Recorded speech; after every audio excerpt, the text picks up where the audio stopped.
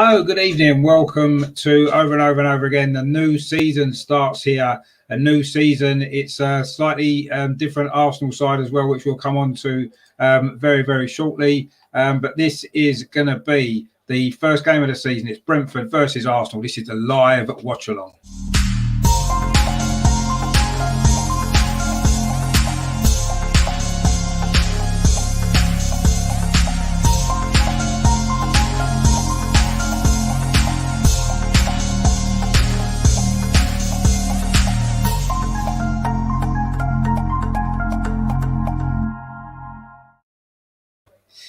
Hello, good evening. So I'm Richard. Welcome back to my channel over and over and over again. Tonight it is the start of the new Premier League season. It's come around already. It seems like only yesterday we were playing our last game against Brighton, but here we are back again for the start of the 2021-2022 season. For the very first game, of course, here at the Brentford Community Stadium tonight, of course. Arsenal playing against newly promoted Brentford. I guess you've probably all seen the team news, but we will go through it now anyway. So there you go. The Arsenal team, of course, the big news is Aubameyang and Lacazette are both apparently unwell. We will come on to that very shortly. So they're both missing. So we line up Leno in goal. Back four. Chambers has got the nod at right back ahead of Bellerin and Cedric. White and Mari are the centre-back. So White making his league debut for the club, his official debut.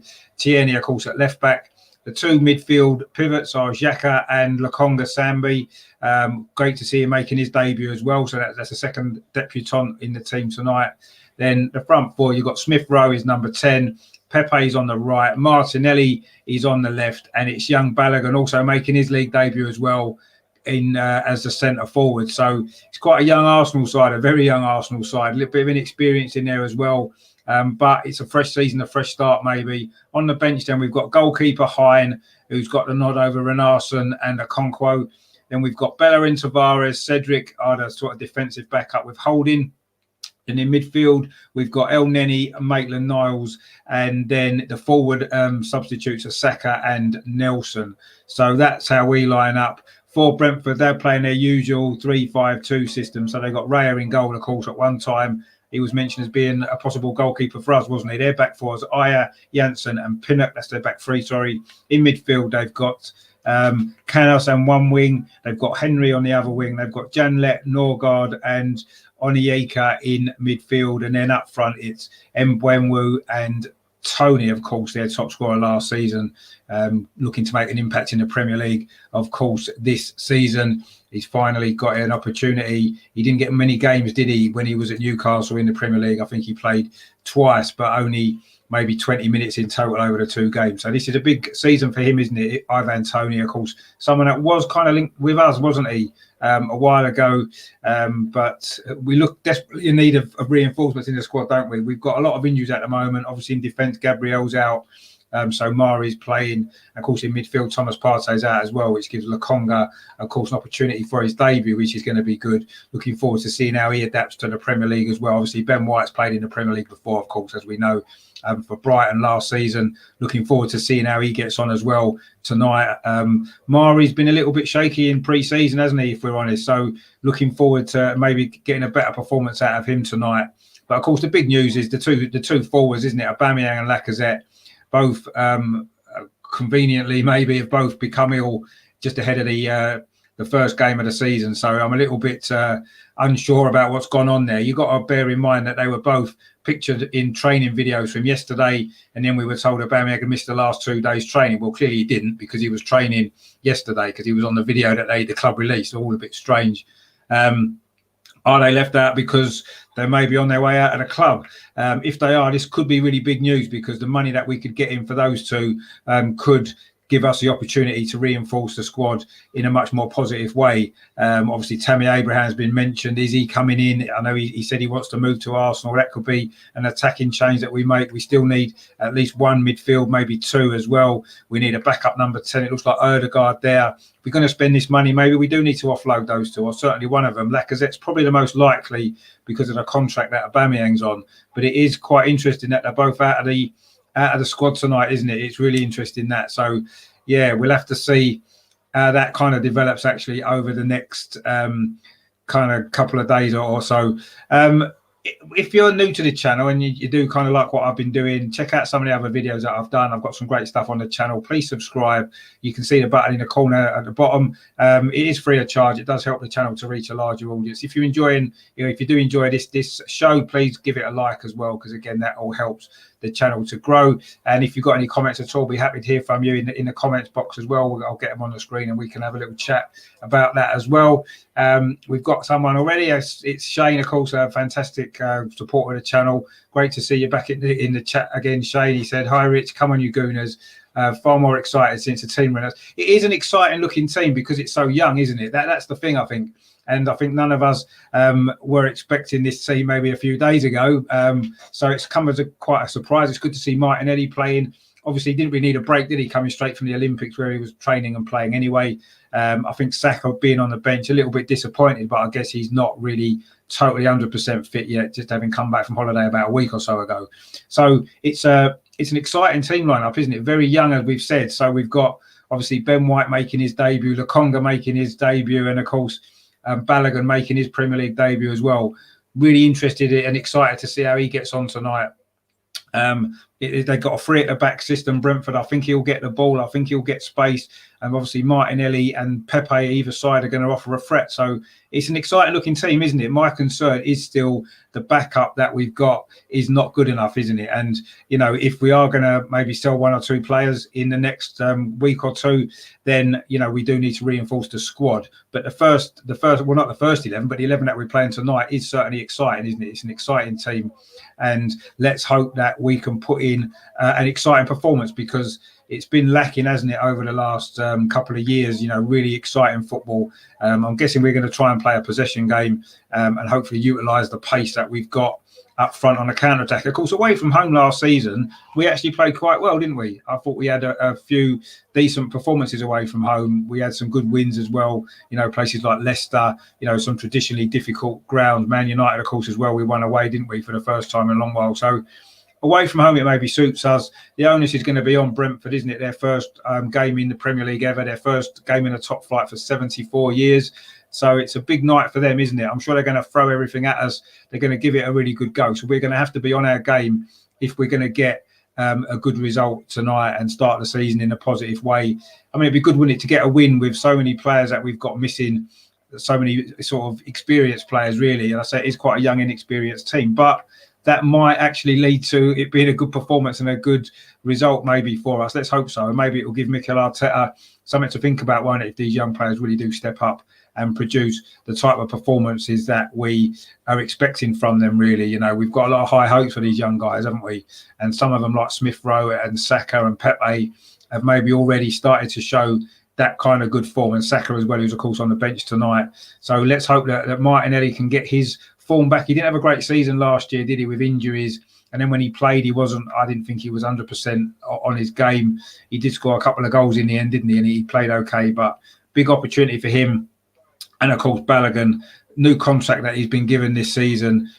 He's got a big opportunity tonight, hasn't he, to really stake a claim and say he's the man to be our centre forward on a more regular basis through the season. So that there's a lot of opportunities here tonight, isn't there, for some of these young players to really put, show Mikel Arteta, look, we're the guys that you need. Forget these other guys that aren't performing on a consistent basis. Give us a chance. And tonight they've got that chance. So let's see if they take it. But it's certainly not going to be easy. Be under no illusions. Last season we started with a newly promoted London team, didn't we? Fulham away. And that turned out to be a really comfortable victory, didn't it? But that Fulham team, you can't compare to this Brentford team. I think that they're a settled team. They've got a good system. They've got a great manager. And I'm expecting this to be a really tough game for us. If we can come out of it with a win, absolutely delighted. But it's not going to be easy. I'm sure Brentford will, will really go for this in front of their big crowd. They've never had a crowd in this stadium for a league game. They did have, obviously, for the friendlies, a couple of friendlies, they had some fans in. But this will be the first time for a league game. So it's a big night for Brentford. And it's a big night for Arsenal. It's a big night for Mikel Arteta as well, isn't it? And I say for some of these young players, I don't know what the average age of this team is, but it must be one of the youngest ever Premier League teams that we've fielded. actually. I can't think of too many times when we've got thrown this many youngsters in the same game all at the same time. And yes, circumstances have meant that we've had to do that because of the injuries and what have you, or illness, shall we say, to the two centre forwards. Not really sure if that's true, but anyway, the teams are currently in the tunnel, and we're going to be coming out. Arsenal are wearing the new third kit, the blue sort of lightning kit, which is a throwback to the kit in the 1990s, of course, for those of you old enough to remember that. So that's the kit that we're wearing. Of course, Brentford will be in their red and white stripes, of course, traditional kit for them. We've not got, we haven't had a very good record away at Brentford. We've only won once in 6 previous visits. Of course, they were all to Griffin Park, and they were all a long time ago as well. The last time we played here was 74 years ago, 1947. It was actually the last game Brentford played in the top flight, and their first game back is also against us. We did win that previous one 1-0, by the way. It was a goal from Paddy Sloan. So let's hope that that's an omen for tonight. I'd certainly take a 1-0 without any shadow of a doubt, actually. Really, really would. So let's see what happens. I think it's going to be it is going to be an exciting game. And as Shane said in the chat there, he's more excited now he's seen the team. And I am as well, because it's got a lot of promise, this team. But it is young. It's going to be quite a hostile environment to play in. And I'm very pleased to say Granit Xhaka is captain tonight. I know it's not going to be the most popular decision, and I know some people are going to be complaining about that. But for me, it's the natural choice with this group of players. Very, very few lacking in experience, this team, isn't it? So it's great that we've got Xhaka as captain. So let's hope that he does that justice, because he maybe owes the fans one, doesn't he? After the previous time when he was officially captain, I think he's took over as captain during games before, hasn't he? But he's not started a game as captain since that Crystal Palace game nearly 2 years ago. I've forgiven him. I think he deserves to be captain, and I've got no problem with that. But I know that there will be a few people out there that aren't too happy with that situation. But anyway, I've got no problem with it at all. So a big night for Xhaka as well then, maybe redemption for him. Let's hope he plays as well as he did in the Euros, because he was fantastic for Switzerland, wasn't he? And I personally thought he was one of our more consistent players last season as well. So great to see him back in the team. Of course, there were rumours he might be leaving. The Brentford manager, of course, has just come out there, and he's giving the crowd a lift, trying to get them to really get behind the team, which they respond to as well, as the Brentford team come out for this big night for them, really big night for them. Rich in the chat there, score prediction. I went before the game, I went for a 1-1. That was obviously, this was yesterday before I knew all the drama of the team news. Funnily enough, although technically you could say the team's weaker, I am actually a little bit more confident now. I think we're going to have to ride the storm of Brentford in the first 20 minutes or so. And I think if we do that, I think we might win this game now. I'm going to go more optimistically, a 2-1 victory for Arsenal tonight. Just because I think the team's got a lot of youth and energy in it, and I think that might make a difference. It wasn't a team any of us would have been expecting. So I'm going to upgrade my prediction from 1-1 to a 2-1 Arsenal victory. What are you thinking then, Rich? What do you reckon the score might be? The first game of the season, they're very difficult to predict, aren't they? Because there's no real form to go off. And Rich says there, he went 1-1, his score prediction stream. Yeah, I think yesterday it certainly looked 1-1, looked the most likely result for me, but I'm a little bit more optimistic and confident now, having, seen our young team. So we'll see what happens. Al Martinelli, having just got back from the Olympics, that could be an issue. Is Saka ready to come on and play 20 minutes possibly? He might have to, mightn't he? My concern is our bench. It's quite weak. It's got a lot of dead wood in there, really, isn't it? El Neni, Maitland-Niles, Cedric, Holding, Bellerin. These are players, Nelson as well. These are players that shouldn't really even be at the club, and that's our bench tonight. So the first 11 I'm excited about. I'm a little bit concerned if we get 1 or 2 injuries, what's going to happen and where we're going to be, especially bearing in mind the situation that we've got elsewhere in the squad at the moment with players missing already. So, but yeah, it's looking an exciting lineup. Let's hope we start the season well. And yeah, I'm a little bit more optimistic now than I was maybe yesterday and this morning. So we look like we've got pace about us, don't we? It's certainly an attack. And if we can get the ball to them in the right areas, I can see us causing Brentford some problems. But we're going to have to be switched on as well, because they're going to pose a threat to us, aren't they? So I think these first 20 minutes are going to be really important in this game, because I think Brentford are going to come flying out of the blocks at us, and we're going to have to be strong and maybe see that through and dig in. So Rich says their first game for Brentford, they might be really up for it. I think they definitely will be really up for it. I think that's definite. The crowd look well up for it as well, don't they? So it's going to be tough. It's going to be a tough game for Arsenal. There's no doubt about it. But I think maybe in the end, I think our extra quality may well prove to be the difference. Let's hope so. Obviously, from an Arsenal point of view, let's hope that that's the case. But we'll see. We're just about to kick off now. So Arsenal in this new third blue kit, which I actually quite like. I think it's quite funky. We're attacking a goal to our left in the first half, which is the main Brentford home end in this new stadium. Sellout crowd. I think there's about 2,000 Arsenal fans. The players are taking a knee. Some of them are. Brentford don't seem to be. The fans are clapping as Arsenal players take the knee. So it's good reception actually from the crowd for that, which is nice to see. Some Brentford players did, some didn't, which is fair enough. Everyone should be allowed to make their own choices. And we're off and underway here. The new season has kicked off, and Arsenal are attacking that goal to our left. It was Arsenal that kicked off. Balogun's got the ball now on the edge of the penalty. Plays it out to Pepe on that far side for Arsenal. The first attack.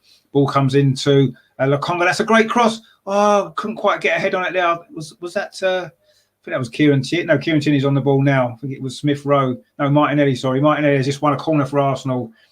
What a great start it was for Arsenal there. Got the ball straight into the penalty area, far more direct than we generally are. It was a cross came in from that far side, the right-hand side, which I think was from Pepe. And no, it was from the Conga, sorry. And the ball ended up falling inside the penalty area to Martinelli. But he has managed to win us a corner. So it's the first corner of the game. We've got a new set-piece coach. Let's see what work he's done. Pepe takes a corner on this near side to Smith, plays it short, gets it back. Comes out to Lokonga again. Can he get across in? No, he plays the ball square. This is to Kieran Tierney now, who's in a central position, plays out to the far side. Granit Xhaka plays it all the way across to Nicolas Pepe. It's a good touch actually on this near side. Can he get across on his left foot? He cuts back onto his right. Plays it back out again. Comes to Kieran Tierney, 40 yards out almost. It's a straight shot at the goalkeeper. Comfortable there for goalkeeper David Raya, who of course Arsenal were interested in a year or so ago, weren't we? So I'm sure he's going to want to prove a point tonight. But that was a comfortable save. It's probably 35 odd yards from Kieran Tierney there. Very optimistic. It would have took a hell of a finish, wouldn't it, to score from there. But fair play to him for having a go. But it's been a positive start from Arsenal. I was a bit worried it was going to be Brentford that would come flying out of the block. But actually, it's us. And we've had a corner already, a shot at goal. And already we've put a couple of dangerous balls into the area. So you can maybe see how we're approaching this game. Let's just hope defensively we can be solid as well, because I think that's going to be really important. Ivan Toney's he's going to be a threat, isn't he? I know he's not got a lot of Premier League experience, but look what happened to Ollie Watkins last season, of course, you know, when he signed for Aston Villa from Brentford and had a lot of success, didn't he? He scored a lot of goals. There was a mistake there actually from Lokonga. He miscontrolled the ball, but Granit Xhaka was covering for him and hoofed the ball out over to the far side for a throw to Brentford. So I think Brentford just really want to settle down now, following that really fast start from Arsenal. Really positive that was. But Brentford now getting a foot on the ball. It's goalkeeper David Raya inside his penalty area. And he was looking as though he's going to play it out from the back. Instead, he goes long. I think he was looking for Toney there. And Brentford do pick up the ball. You'll have to bear with me. I'm not that familiar with most of their players, unfortunately. Didn't really follow much of them in the Championship. I've seen them play one or two times, but I'm not overly familiar with their players. So you will have to excuse me if I don't get all their names right. But anyway, Arsenal coming forward against Smith Rowe. Oh, it's a foul there, was it? And he's given it to the referee. Michael Oliver's a referee, in case you were wondering. It was a late challenge there, actually, from Norgard on Smith Rowe. Xhaka did well to find Smith Rowe, and very late challenge there. Surprised that's not a yellow card. In fact, if it was later in the game, I'm sure it would have been a yellow card. But anyway, it is a free kick to Arsenal. Smith Rowe's okay. He's back on his feet again. Looking rather cool in this new blue kit, actually. Now, Kieran Tierney coming forward down this left-hand side could be a feature of this game. Actually, that was good defending there from the Brentford fullback. I think it was Aya. And Brentford now picking up possession. But Granit Xhaka now's got the ball for Arsenal. Goes back inside into his own after Pablo Mari. Cross to Ben White, of course, making his debut for the club. Official debut tonight, of course, along with Lokonga in midfield as well. Balogun, although he's played in the Europa League, this is his Premier League debut as well. But it is a throw to Arsenal in the attacking third on that far side, the right, which Callum Chambers takes. He finds Smith Rowe at Brentford, managed to win the ball. But it's picked up well there by Pablo Mari. Plays it to this near side to Kieran Tierney, who plays a long ball down the line, maybe looking for the run of Balogun, but he was never going to get it, and it's gone out for a goal kick. And we've got someone in the chat there. Vandy says a winning for Arsenal. Let's hope so. We're all hoping that it is going to be a win for Arsenal to start the season. Let's hope it is, but we'll see. Just while we're waiting for this goal kick, I say if you haven't been to this channel before, you enjoy what I do, maybe check some of the other videos out. Please click the subscribe button as well, and also give it a like if you enjoy the coverage of the game, plus all the other videos that I do. It's not just watch-alongs that I do live shows, match previews, and loads of other stuff. I did have a great guest actually on John Purdy, a former Arsenal youth player, on Monday on the channel. That's a really good show if you haven't seen that. Very interesting guy. He's got a book out as well, which is going to be really good. So check all that out as well. So loads going on the channel. So please, I say, subscribe so you can keep up to date with everything that I'm doing. It is currently a throw to Arsenal on the far side in our own half of the pitch. And Lokongi's gone back to goalkeeper Leno's really his first touch of the ball, actually. We've played, 5.5 minutes. And that's the first time Leno's touched the ball. It kind of just shows that we've been definitely the more dominant team in these opening stages here. One opportunity, a very optimistic shot from Kieran Tierney, which was straight at the goalkeeper, David Raya. And there was a long ball there from Lokonga again, looking for Balogun, but it ran straight through to the goalkeeper. It is still 0-0. 6 minutes played here at the Brentford Community Stadium, and Arsenal have definitely been the dominant side in these opening exchanges, but Brentford have got a throw now down his far side, but they've taken it too quickly and it's gone straight out for a goal kick. I think that was Tony there with the throw. Seems strange that he'd be taking a throw in when he should be the one getting on the end of it, really. But anyway, it is a goal kick to Arsenal, which Leno's going to take. Now, are Arsenal going to play it short, which has caused us problems, hasn't it, in previous games in pre-season and also, of course, over the last couple of years as well. So let's see what's going to happen with this goal kick. It looks like Leno's going to go long. It's a sensible decision. Get the ball in the other half of the pitch, and if we lose it there, we've got time to reorganise and not give away a simple opportunity. Xhaka did well there to win the ball in midfield, and it's gone back to Leno from Pablo Mari, and now it's played over to the far side to Ben White. He's not had much of the ball yet in his opening minutes. He's looked neat and tidy when he has had it, though. It's now Pablo Mari on this left-hand side, the near side, turns into trouble and manages to win a throw. He's looking at his teammates, maybe wanting a little bit of support, a little bit more support than he got.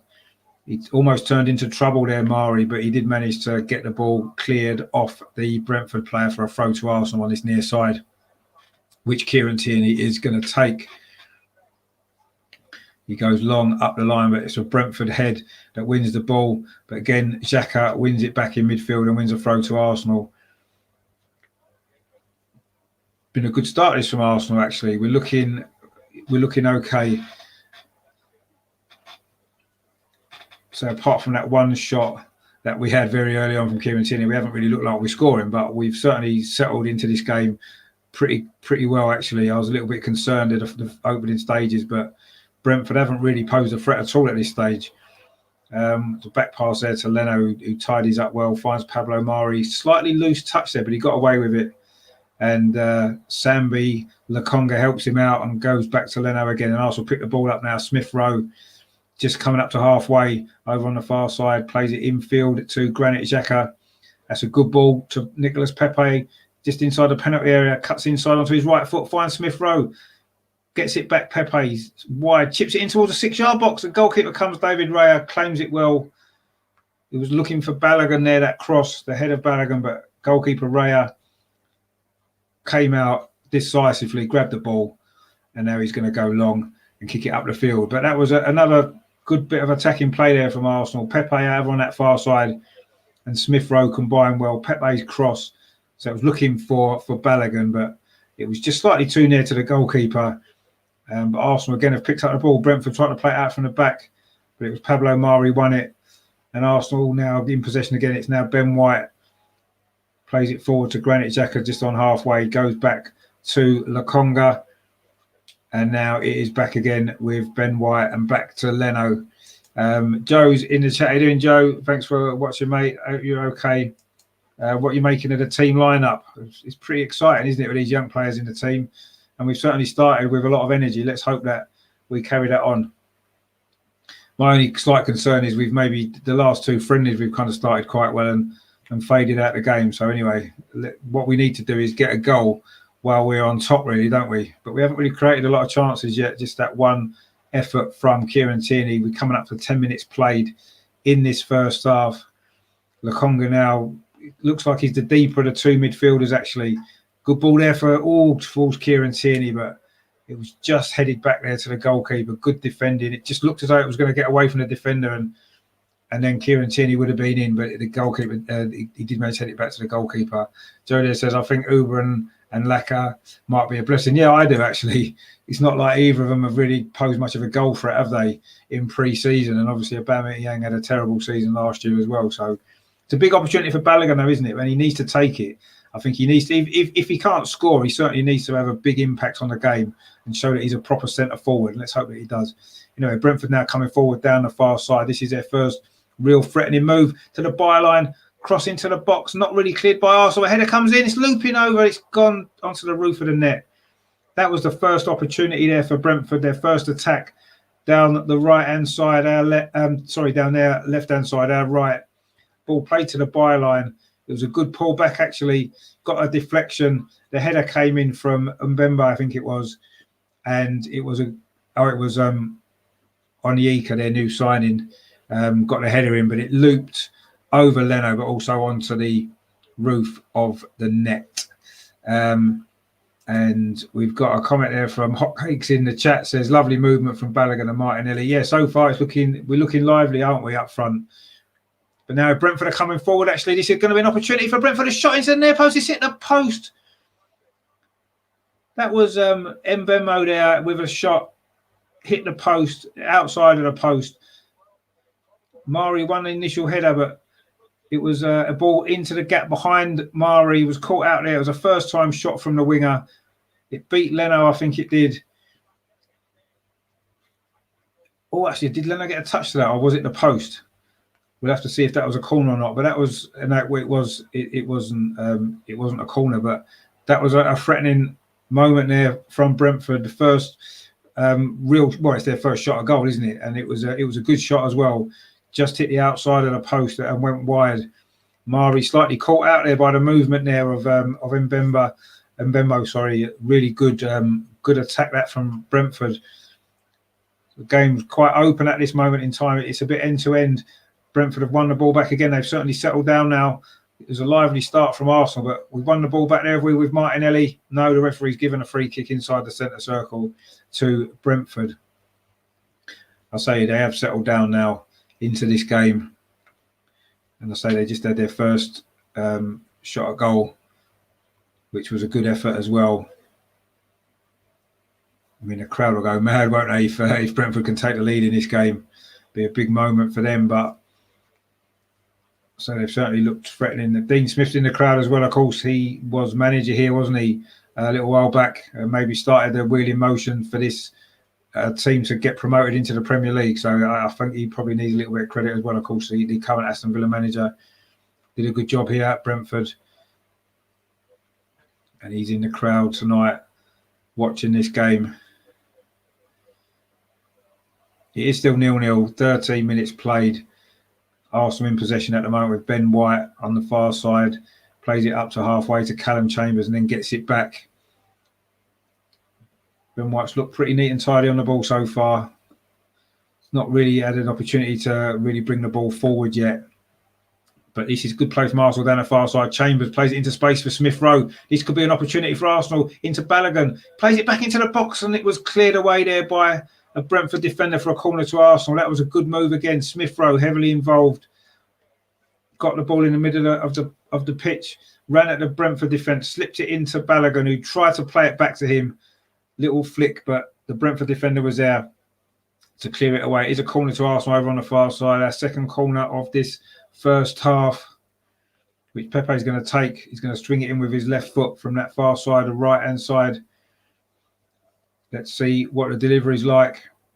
It's in towards the near post. Brentford header clears it.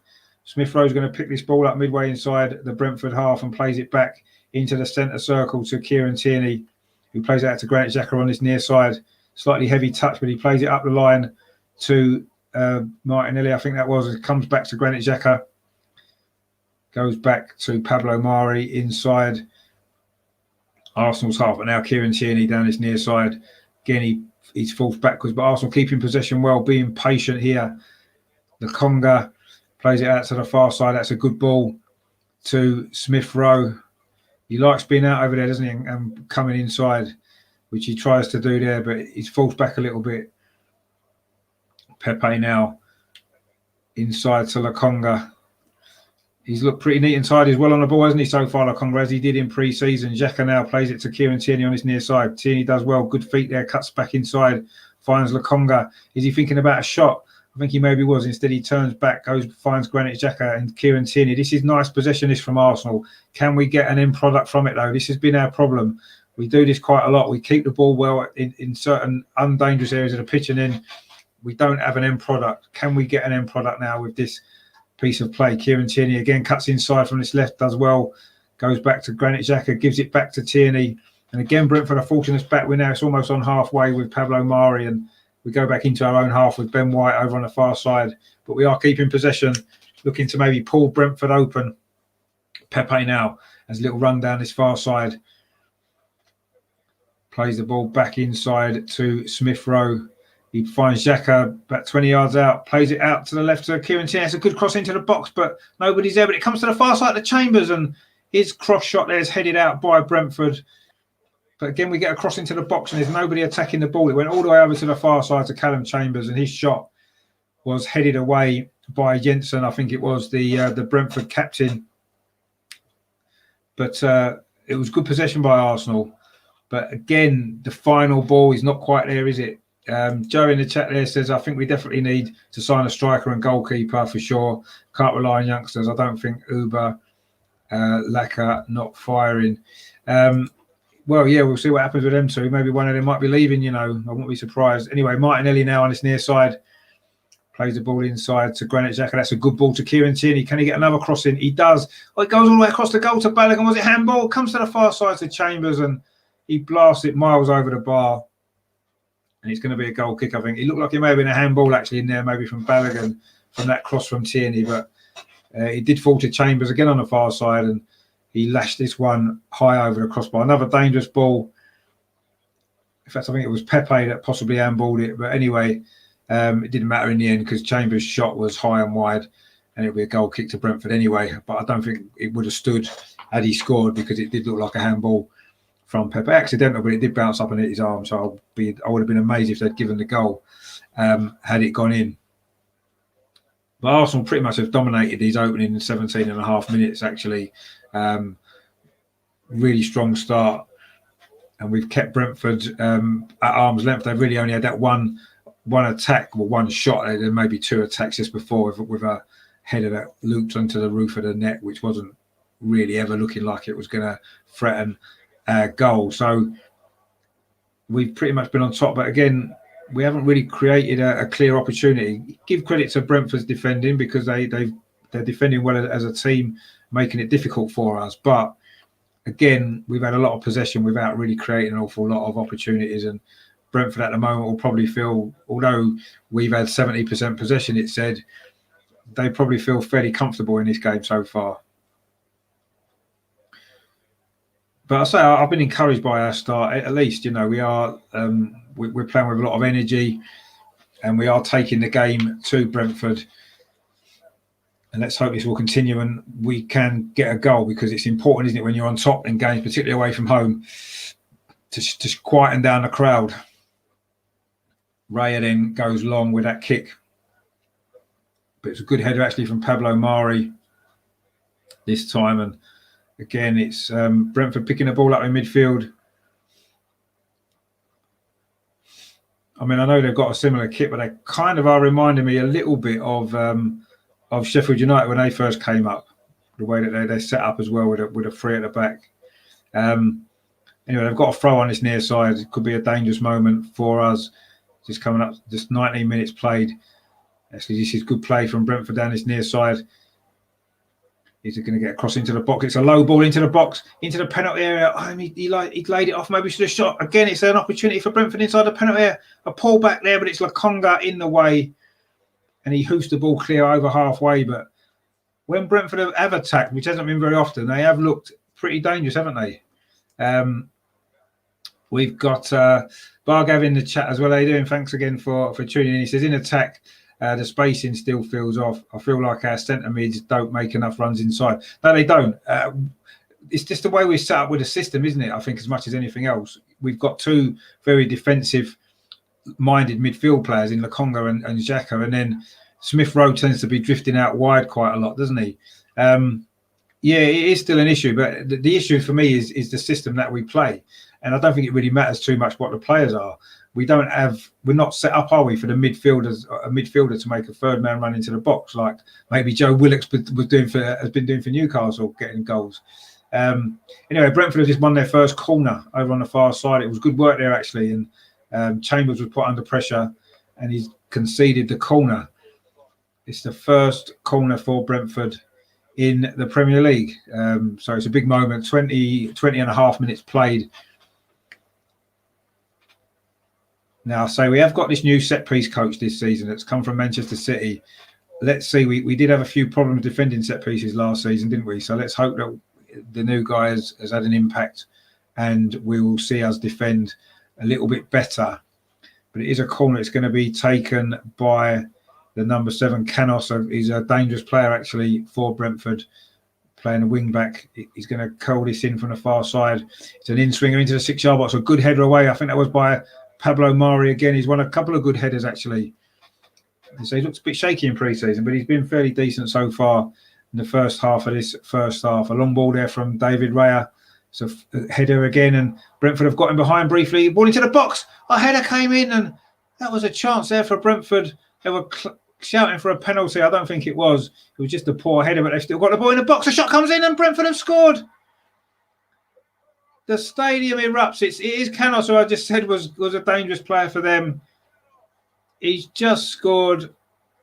We never really dealt with the original attack. A header came in and Brentford were briefly appealing for a penalty, but that's an historic goal that for Brentford, their first ever goal in the Premier League. It was a long ball from the goalkeeper. The header came in. We let them get in behind us, actually. It was Ben White. He didn't actually deal with that particularly well. It looked like it had gone out for a corner, actually, but the play was allowed to go on.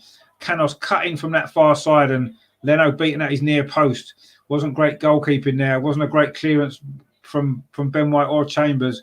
Wasn't great defending from Chambers afterwards either. And that shot in at the near post. Good finish, actually. A really good finish. And Brentford have scored.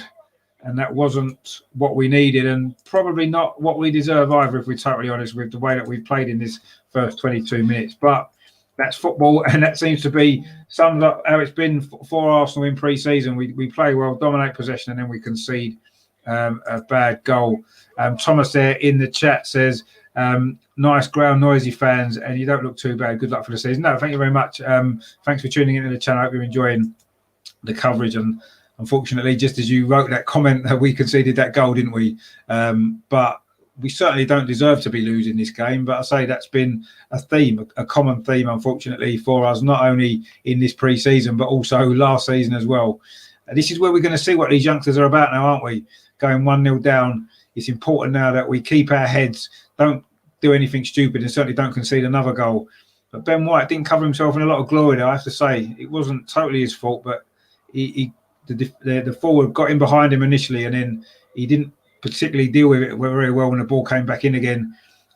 Chambers made a poor clearance and then allowed the wet winger to cut inside Canos and finish at the near post. Not great goalkeeping either, so it's a catalogue of errors really, but a good finish. Let's not take that away. Brentford coming forward again. This time it's Mari that tidies up. Actually, Mari's probably been out the better of our two centre halves in this opening 24 minutes of this game. He's probably been slightly more solid than Ben White's looked. Whether Ben White's a little bit nervous still, it is his Premier League debut. He has got the ball now, coming forward towards the centre circle, plays it in to Granit Xhaka. We just need to get our heads back because we've been playing okay, haven't we? Pepe now down that far side. Again, it's good defending from Brentford. They're certainly not afraid of getting stuck in, are they? The Brentford players. They've started this game really well. And I say, for all our possession, we're not creating very many chances, are we? And Brentford have taken theirs. They've only had one or two themselves, but they have got the lead. Not great, as I said, not great defending from Arsenal, but that's a historic goal for Brentford. Let's not take that away from them. The Spaniard Canos, it was with the goal. So their first ever Premier League goal, their first goal in the top flight of English football for 74 years. Amazing scenes at the Brentford Community Stadium.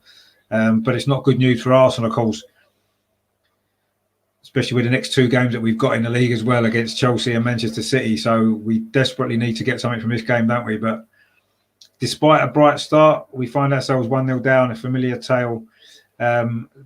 Just looking at the replay there, whether the ball had actually gone out of play, I think it would have been a corner anyway when Callum Chambers cleared it. It looks like it may... I don't think the whole of the ball crossed the line, did it? Not sure if it did. Obviously, Brentford would be quite happy that it wasn't given as a corner because straight from that clearance they scored. And again, it went through Chambers' legs and beat Leno at the near post. So, yeah, sloppy goal, really. And I'm sure Arteta will be very unhappy with the manner of that. But what's important now, I say, is that we put that behind us and we focus on trying to get ourselves back into this game. Because I say we certainly don't deserve rather to be behind, do we? Because I think we've played pretty well. But again, it's that final ball has been lacking. Balogun's barely got a kick. Lokonga there went forward but couldn't control the ball. It's gone out for a throw to Brentford, who of course are still buzzing. The crowd's still buzzing from that moment of magic there with the goal. But I say Ben White was caught out there, and I don't think it did go out. I've just seen a replay of it. I don't think it did. It doesn't matter now. Anyway, the goal's been given. And I say it was a decent strike, but some awful defending. And say Brentford have got the lead that they would have been dreaming about, no doubt. But it certainly knocked us a bit. We haven't really got any rhythm going to our game since the goal, and just before the goal as well, actually. Brentford have started to get into the game, haven't they? And we've just not really got that out of our system. Ben White again slices the ball out for a throw-in. He's looked a bit shaky, actually. I know there's going to be a lot made of his £50 million price tag, probably quite rightly so. But it's not been the greatest debut so far for Ben White, 27 minutes in. I say it's a familiar tale, this, for Arsenal. Mikel Arteta not looking very happy on the touchline there, as you can imagine why. Mike Dean's a fourth official. Arteta's having a word with him. Not quite sure what he's unhappy about particularly, other than the overall state of the club at the moment and the fact that we're losing again. But anyway, it's a throw to Brentford on that far side. They've actually looked quite dangerous from these situations. Lokonga wins a header, but Brentford pick up the second ball. Now it's on the edge of the area. Is it going to be a shot comes in? It goes into the penalty area. Good control. A shot comes in this time, and it's over the top, a crossbar there. I think that was Norgard with the effort. Some good football that from Brentford on the edge of the Arsenal penalty area. The ball was fizzed into Tony, I think it was, and it came back to Norgard, and his shot from about 20 yards went harmlessly over the bar. But I say that was actually good play from Brentford again. They've looked pretty dangerous when they've attacked, actually. They've caused us a lot of problems. And they do, of course, have the goal.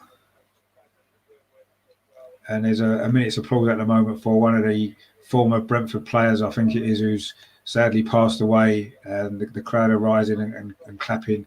It's up on the scoreboard, Robert. I seem to remember reading about that actually on social media. So that's a nice moment, actually.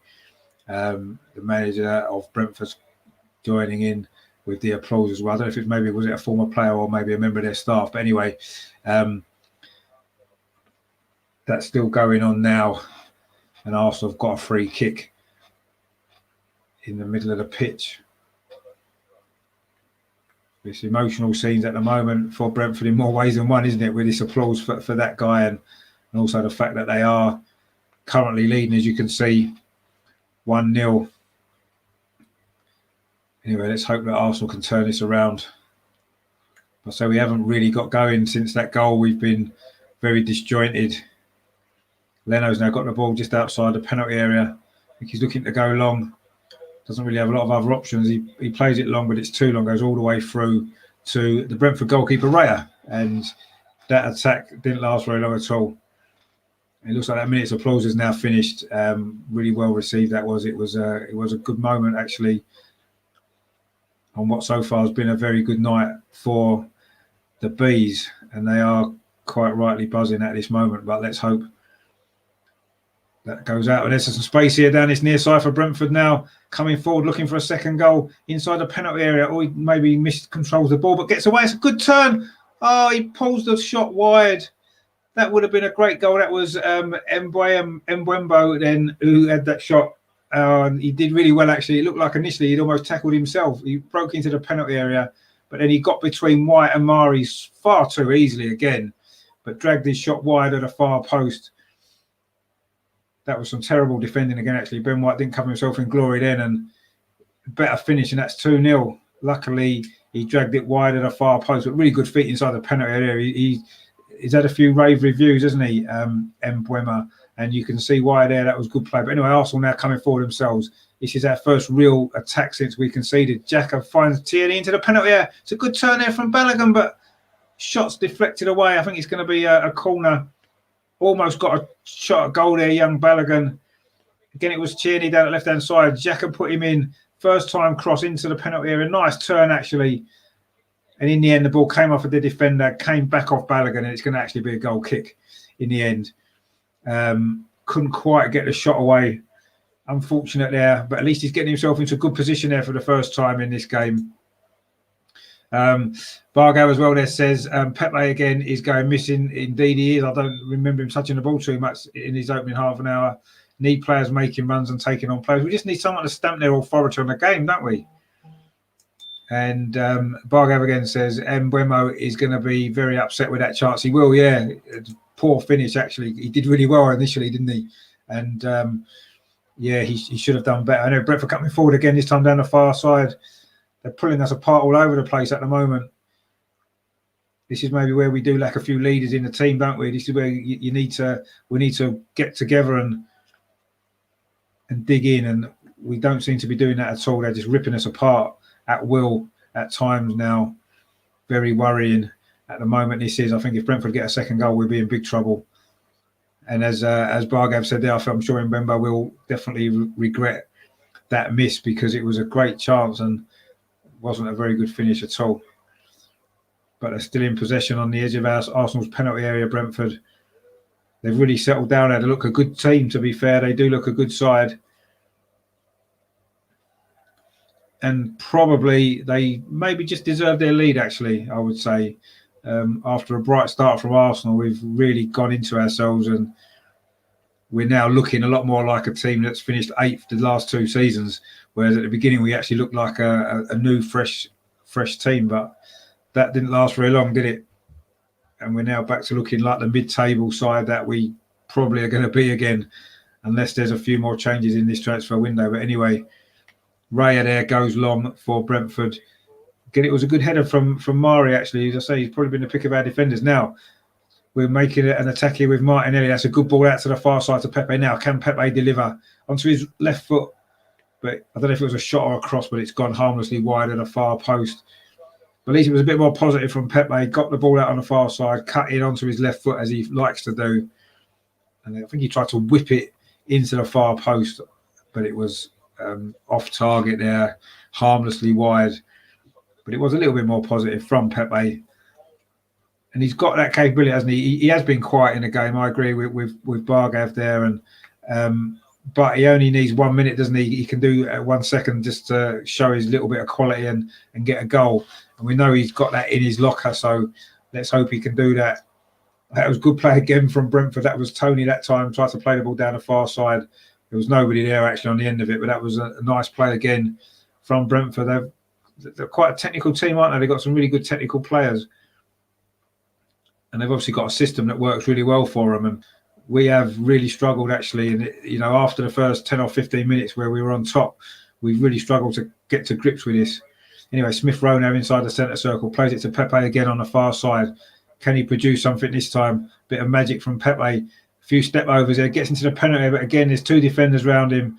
They're too good for him, and they get the ball away, and now Pepe's conceded a free kick. Good defending that was actually from Brentford there. They doubled up on Pepe, read what he was going to do, and just took the ball off him, and he's then conceded a free kick. Without Aubameyang and Lacazette, this is a night where Pepe needs to really step up, doesn't he? Out of our front three, he's probably the more experienced one, isn't he now? Which goes to show, doesn't it, where we are at the moment with this young team, with Balogun and Martinelli, of course, at either side. He's the one with the experience, isn't he, in this team? We maybe need him to do a bit more. But Arsenal got a free kick there. Pablo Mari was fouled by Ivan Toney. And after taking a free kick quickly over to the far side to Callum Chambers, plays it inside to Granit Xhaka and then gets it back. Now to Ben White, who's not maybe had the best 35 minutes of his career, has he? But anyway, early days, I'm sure he'll settle down. And he does look good with the ball at his feet. He's just maybe been pulled out of position a couple of times defensively. And Balogun has won a free kick, dropping deep to try and get the ball. I've been quite impressed with Balogun. He's not had the ball much. He's not got any service whatsoever, but he's working hard. His movement's quite good. And he's showing some good strength as well at times. So I've been quite impressed with him. It'd be nice for him to get a goal, wouldn't it, as well? Still very raw, of course. This is his Premier League debut. So, we're not expecting miracles, but I've been pretty impressed with how he's done so far. Anyway, Kieran Tierney now cuts inside from this near side, the left for Arsenal. Pablo Mari again. We're keeping possession, going sideways and backwards. Ben White plays it out to Callum Chambers, to Smith Rowe. Chambers gets it back. Now it's White inside the centre circle. Just goes back out to the far side to Chambers. Again, Arsenal keeping possession in non-dangerous areas of pitch. It's all too familiar, this, isn't it? If you've watched Arsenal over the last 18 months under Mikel Arteta, this will be what you've seen a lot. Oh, a mistake there at the back from Arsenal. Just planning to play it out from the back again. And Brentford don't make the most of that, actually. I think it was Granit Xhaka got caught out there. I don't think he was aware that he was being closed down when he got the ball off Bernd Leno. And again, playing it out from the back is causing us problems. And why we keep doing it, I do not know. And it almost cost us there, actually. Brentford didn't make the most of that. It was a reasonably good opportunity, actually. And the ball just ran away from him. And then he was trying to play it out to the far side. Now, Kieran Tierney down his left-hand side. Again, it's good defending from Brentford. You've got to give them credit. They're keeping our dangerous players pretty quiet. But we have won a throw about 10 yards away from inside the corner flag on this near side, which Kieran Tierney's going to take. He's put a couple of decent crosses in, Kieran Tierney, hasn't he, actually, which has been good. There's just been no one really attacking him on the end. But this is good play from Balogun. Curls a shot from the edge of the penalty area. Positive again from Florian Balogun. Balogun cutting him from that left-hand side. Curled a shot of his right foot. But it didn't curl enough. It was too high. And it's going to be a goal kick to Brentford. But again, some positive play from Arsenal. A few positive signs now that we may be settling back down again following a very poor 10-15 minutes either side of the goal.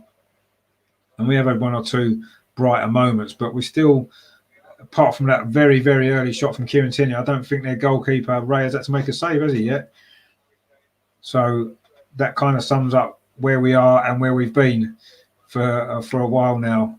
And of course, all the possession, and we've conceded a goal, and we have now conceded a corner. Or is that a goal kick? I think it might be a goal kick. Anyway, Gareth Southgate's in the crowd. Of course, maybe he was looking to see Bukayo Saka. We nearly made a mistake playing out from the back again. Leno got away with that, and Arsenal playing it through now. It's with Lokonga just outside the penalty area, and plays it out to Callum Chambers. So, yeah, Gareth Southgate's in the crowd. I say there's a few English players on show tonight, isn't there? That's a ball played through the middle looking for Balogun, but he slips over. claiming a free kick, which he's not going to get. I think the ball was over hit anyway. I don't think he would have got it. He needs to be a little bit maybe stronger there as well. But again, he's a young lad still learning, isn't he? So we don't want to criticise him too much. And I think his movement has been good. That's then a long ball there from Brentford over to the far side. It's going to go out for a throw, is it? No, kept in by Callum Chambers. And he plays it back to Leno and now to Pablo Mari, who, to be fair, as I said, he's had quite a good first half, Pablo Mari, so far, after a rather shaky pre-season. Particularly last week, I thought he was really poor. But today he's been pretty good so far anyway. Brentford coming forward again, this time down this far side. They're looking dangerous every time they attack. That's a cross into the box. Again, it's Pablo Mari with a header. Decent enough header, gets it out. It's going to be a throw over on the far side. But yeah, Mari again there. Won his header. He's kept Ivan Toney pretty quiet so far as well. So he's doing a good job, Pablo Mari. We need to give him credit for that. I've been a big critic of his over the last couple of weeks. I don't think he's been on his game, but he's been good tonight. But it is a throw to Brentford on the far side. Again, that's about 10 yards in from the corner flag. Looks like he's getting ready for a long throw. He's just wiping the ball. That's always a bad sign. A team in red and white stripes taking a long throw. We've suffered that a few times over the years, haven't we, at Stoke, of course. But that one was cleared away. And the ball's now actually going to be a throw to Arsenal. Mistake there by the Brentford defender. And we've got a throw about 10 yards inside the Brentford half over on that far side. So I didn't need to worry about that long throw in the end. It came to nothing. It was cleared away. And now we've actually got ourselves an attacking throw, which Callum Chambers has taken, although he has gone backwards, to Ben White. And he plays it to Leno. And then Leno plays it on to Pablo Mari. About 10 yards inside at the Arsenal half now. He strides forward a little bit more purposefully, but then plays it back to Ben White inside the centre circle. That's a long ball over to the far side. It's a good ball to Nicolas Pepe. He controls it quite well now on that far side. Plays it inside to Lokonga. Thinking about a shot again, but instead he finds Granit Xhaka, who again finds Kieran Tierney. They've linked up well down this left-hand side. Kieran Tierney again. Can he get a cross in? He does get a cross in. It's a dangerous ball into the box. Balogun wins a header, but can only help it on, and goalkeeper Raya comes out and collects. But that left-hand side is looking, we're looking more threatening down that side, aren't we? Granit Xhaka's always looking for that ball to Kieran Tierney, and he has put in 2 or 3 dangerous-looking crosses. We just haven't managed to quite get on the end of them. Brentford's defended them well, to be fair, and we maybe haven't quite attacked it very well either. But that was better. Balogun got his head on it, but could only direct it more up in the air, and the goalkeeper was able to come and collect. Shane in the chat there, would Arteta have gotten Brentford promotion last season? Well, that's an interesting point, isn't it? I don't know. Difficult to say, isn't it? Obviously, Brentford's manager's been there, 3 years? He's got a settled system. He's got a settled team, and, that helps, doesn't it? I don't know. It's impossible to say, isn't it? I mean, Brentford do look very, very strong, very organised, and very dangerous when they come forward. They're very direct, actually, as well, aren't they? I say that they've got a little bit of Sheffield United about them in Sheffield United's first season, actually. They just reminded me of them, not just because of their kit. And we know how well they did that first season, don't we? So signs are certainly looking bright for Brentford at the moment. But Lokonga there exchanges passes with Martinelli. Martinelli wanted it back, but instead it goes all the way back to Ben White. And then to Callum Chambers, who plays a ball over the top. This is the Smith Rowe down that far side. Can he get in behind the defence? No, he can't. Good defending that was there from Pinnock, I think it is. Really good defending. It's gone out for a goal kick. And in fact, that's been a feature this first half. They've defended well, Brentford, actually. Really, really strong and solid. And they've kept us at arm's length, really. And I say, whenever they've gone forward, they've caused us problems. And they do have got the goal and they do lead. So, yeah, that's been the story of this first half. Familiar tale, if you've watched a lot of Arsenal recently. Very familiar tale, unfortunately. But we've not even reached half time yet, so let's not worry too much for now. There's plenty of time to get back into this game. But Brentford now coming forward again and looking good on the edge of the penalty area. This is Toney inside the penalty area. Can he get a shot away? He does well, but he is forced backwards. But Brentford do keep possession.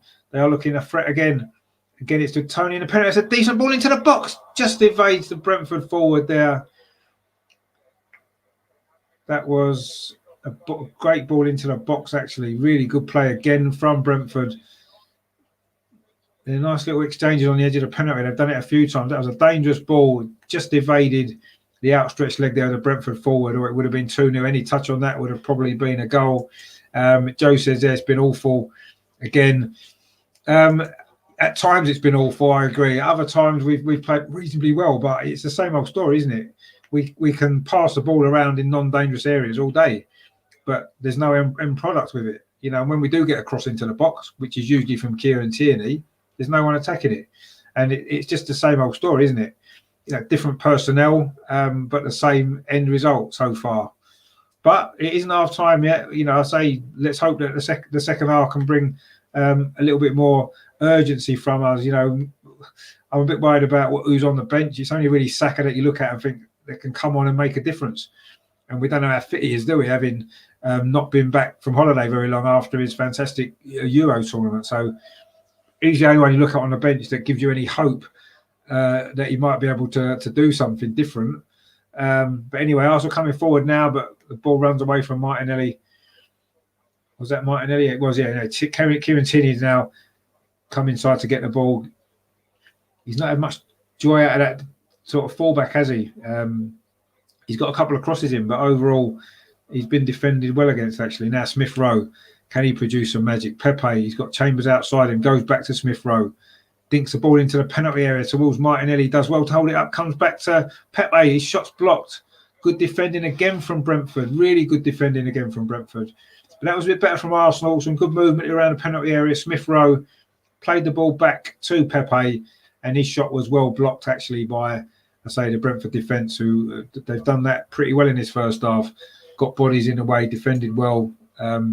Joe says here, why can't Arteta see that, though? Surely we need a striker, need firepower. Well, maybe we need a change of system as well, possibly. We've got, I mean, this team tonight, you've got, you know, Martinelli's got goals in him. We know that. Pepe's got goals in him. He finished last season on fire, didn't he? You know, Balogun, certainly at youth level, the half-time whistle's gone, actually. So it is Brentford 1, Arsenal 0 at half-time. They probably deserve it, Brentford, actually. They've defended well. They've looked dangerous on the counter-attack. And they have got the goal. We've been a little bit disjointed. We did start pretty well. We came flying out of the blocks, actually, for the first 10 minutes. Didn't really create too much. And then we've gone into ourselves and we've really struggled since that point, actually. And yeah, I'm starting to think it's a change of system that we need as much as anything else. We've got goals in this team. You know, Smith Rowe, Pepe, Martinelli, Balogun at youth level, certainly reserve level, scored a lot of goals, hasn't he? And this is without our two main strikers. The squad is the problem at the moment. As I said, no one can come off the bench that's going to give you hope that we can turn this game around, apart from Saka. And I say we're not sure how fit he is. So I'm slightly concerned at the moment the way that first half went after a bright start. We haven't really threatened their goalkeeper at all. Credit has to go to the Brentford defence, though. I think they've been a really good shield in front there. We found it difficult to get around the back of them. And when we have got the ball into the box, we've got nobody who's able to attack it. You know, the more you look at it, the more you think Tammy Abraham, would he be a good solution for us? Possibly, would he be attacking that ball a bit more? You'd say, imagine he will. We have got a young team, let's not forget. And maybe this is going to be the future and it's going to improve. But that first half was not easy to watch at times from an Arsenal perspective. You know, I want to give Brentford a lot of credit because they've played well. And, you know, their systems work perfectly. Their game plans work perfectly. And we've looked, again, lacking ideas and very disjointed. So, yeah, not the greatest first half. Not really at all. I'm not very excited about that in the end. We were more excited about the team lineup, wasn't we, at the beginning? And it hasn't really gone as we hoped. But it is only half time. Let's not get carried away. You know, Arteta might get into them at the break. And let's hope that we come out in the second half with a little bit more determination. Bargav there says that's a professional Brentford performance. Yeah, it is. Definitely. They've been great, haven't they? All throughout the team. From defensively, they've been strong in midfield, and they've been a threat going forward. So yeah, it's almost been the perfect performance from Brentford. You know, whenever their manager put a game plan in place, they've probably been working on it, and they've carried it out for 45 minutes to perfection. And if they do that again in the second half, then we are going to be in trouble in this game, aren't we? And you can't see a way back for us. Joe there says, I really don't think Arteta is a manager for us. His style just don't suit Arsenal at all. It's not just the players, it's the manager. His style don't suit us at all. No, I agree that he's got this. Arteta, for me, is very fixed in the system that he wants to play. And, the system itself has been successful. Other clubs have played it, obviously Man City being a prime example. But unfortunately, what he's got to understand is that our players aren't as good, and they're maybe not as suited to this particular system. And then you've got to adapt and adjust to get the best out of the players that you've got. And unfortunately, Arteta hasn't been able to do that. He's persisted with this, playing it out from the back when it's not worked ever. And we're still doing it now. We're still making mistakes, and it's costing us. We're making individual mistakes still. For that goal, there was 2 or 3 really poor defensive decisions, poor bit of goalkeeping. And these are things that's happening time and time again. And it's not the same players always doing them, is it? Tonight it was Ben White. He didn't cover himself in glory, did he? Chambers made a mistake, and Leno as well. In the past it's been Holding, or it's been Mari, or it's been somebody else.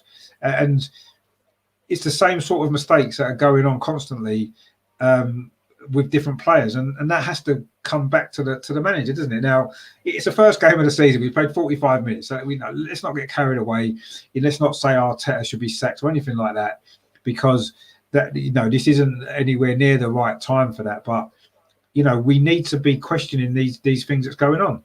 We do. And yes, we're missing a few players. We're missing Partey in midfield, a big loss there. Gabriel at the back, although I think Mari's been our best player actually in that first half overall.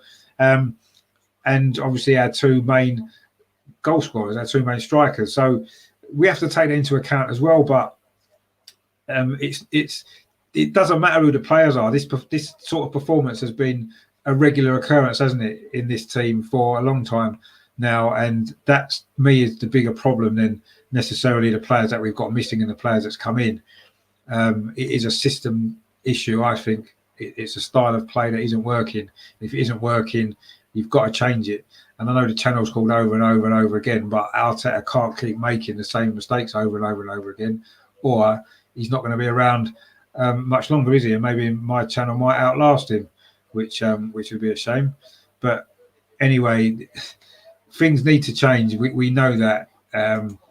As Joe says there, it's not just this game. No, it's all of last season as well. No, totally. It is. It isn't just this game. I've said that. It's the same things are happening again and again with different players in the team, and to me, it's a system, and something needs to change. And I'm not quite sure if it is going to, because Arteta doesn't seem like he wants to change. He's not that sort of manager, is he? He's got a very fixed idea of what he wants, and unfortunately, unless he can buy 11 new players to fill these positions and fit his system, we're going to be unfortunately stuck in this same situation. I mean, I'm just showing the goal again. It's just a series of really, really poor defensive errors there. It's actually Xhaka was involved in one of them, Ben White, and then Chambers, who poor clearance. Did the ball go out of play for a corner? No, don't think it did, but it's irrelevant anyway. And I say the clearance wasn't dealt with. Ball comes back into the area and it's a goal, and not good enough. And at the other end of the pitch, we've just not shown enough either. So it's a worry, isn't it? It's a big worry at the moment, and I don't know what the answer is. Joe again says he totally agrees with my point there. He says he's stubborn. Arteta, yeah, he is. He seems to be, doesn't he? He's not flexible enough for me. And I think as a successful manager always has to be flexible. You look back at the great managers in history, they've all been able to change things when it's not working. And Arteta doesn't seem to be able to do that, does he? And that is a bit of a worry. We've got another comment there from Theo. Thanks for tuning in, Theo. He says Saka should come on for Arsenal. He should, but at the moment, I'm not sure if how fit he is, how long he can play. We need him. I don't think there's any doubt about that. We definitely need him. We're missing him, but how fit is he? Can he play for 25 minutes? Can he play a full half? I don't know. We'll see in the next 5 minutes when the second half starts, whether or not he's going to come on yet or not. But I'm sure he'll play a part at some point. But I said it before, Phil. I don't know whether you was in the show before. It worries me our bench, because Saka's the only one on the bench that you look at who can come on and really make an impact, or you'd imagine can make an impact and help us turn this around. And that's a big worry, isn't it? You know, in the first game of the season, it's a big concern that we don't have people on the bench that we can rely on to come on and win us the game.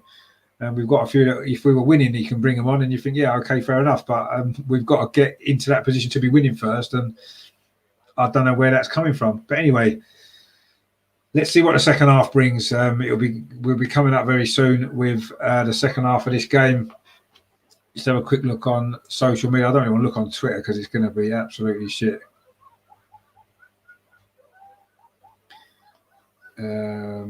Let's have a look. Okay, there's going to be some negativity, I'm sure, as I'm sure you can all imagine. Let's have a look.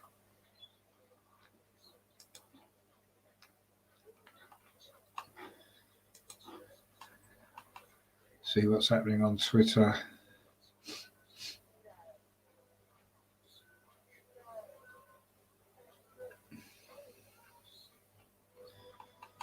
Anyway, probably not a good idea to be reading through some of that.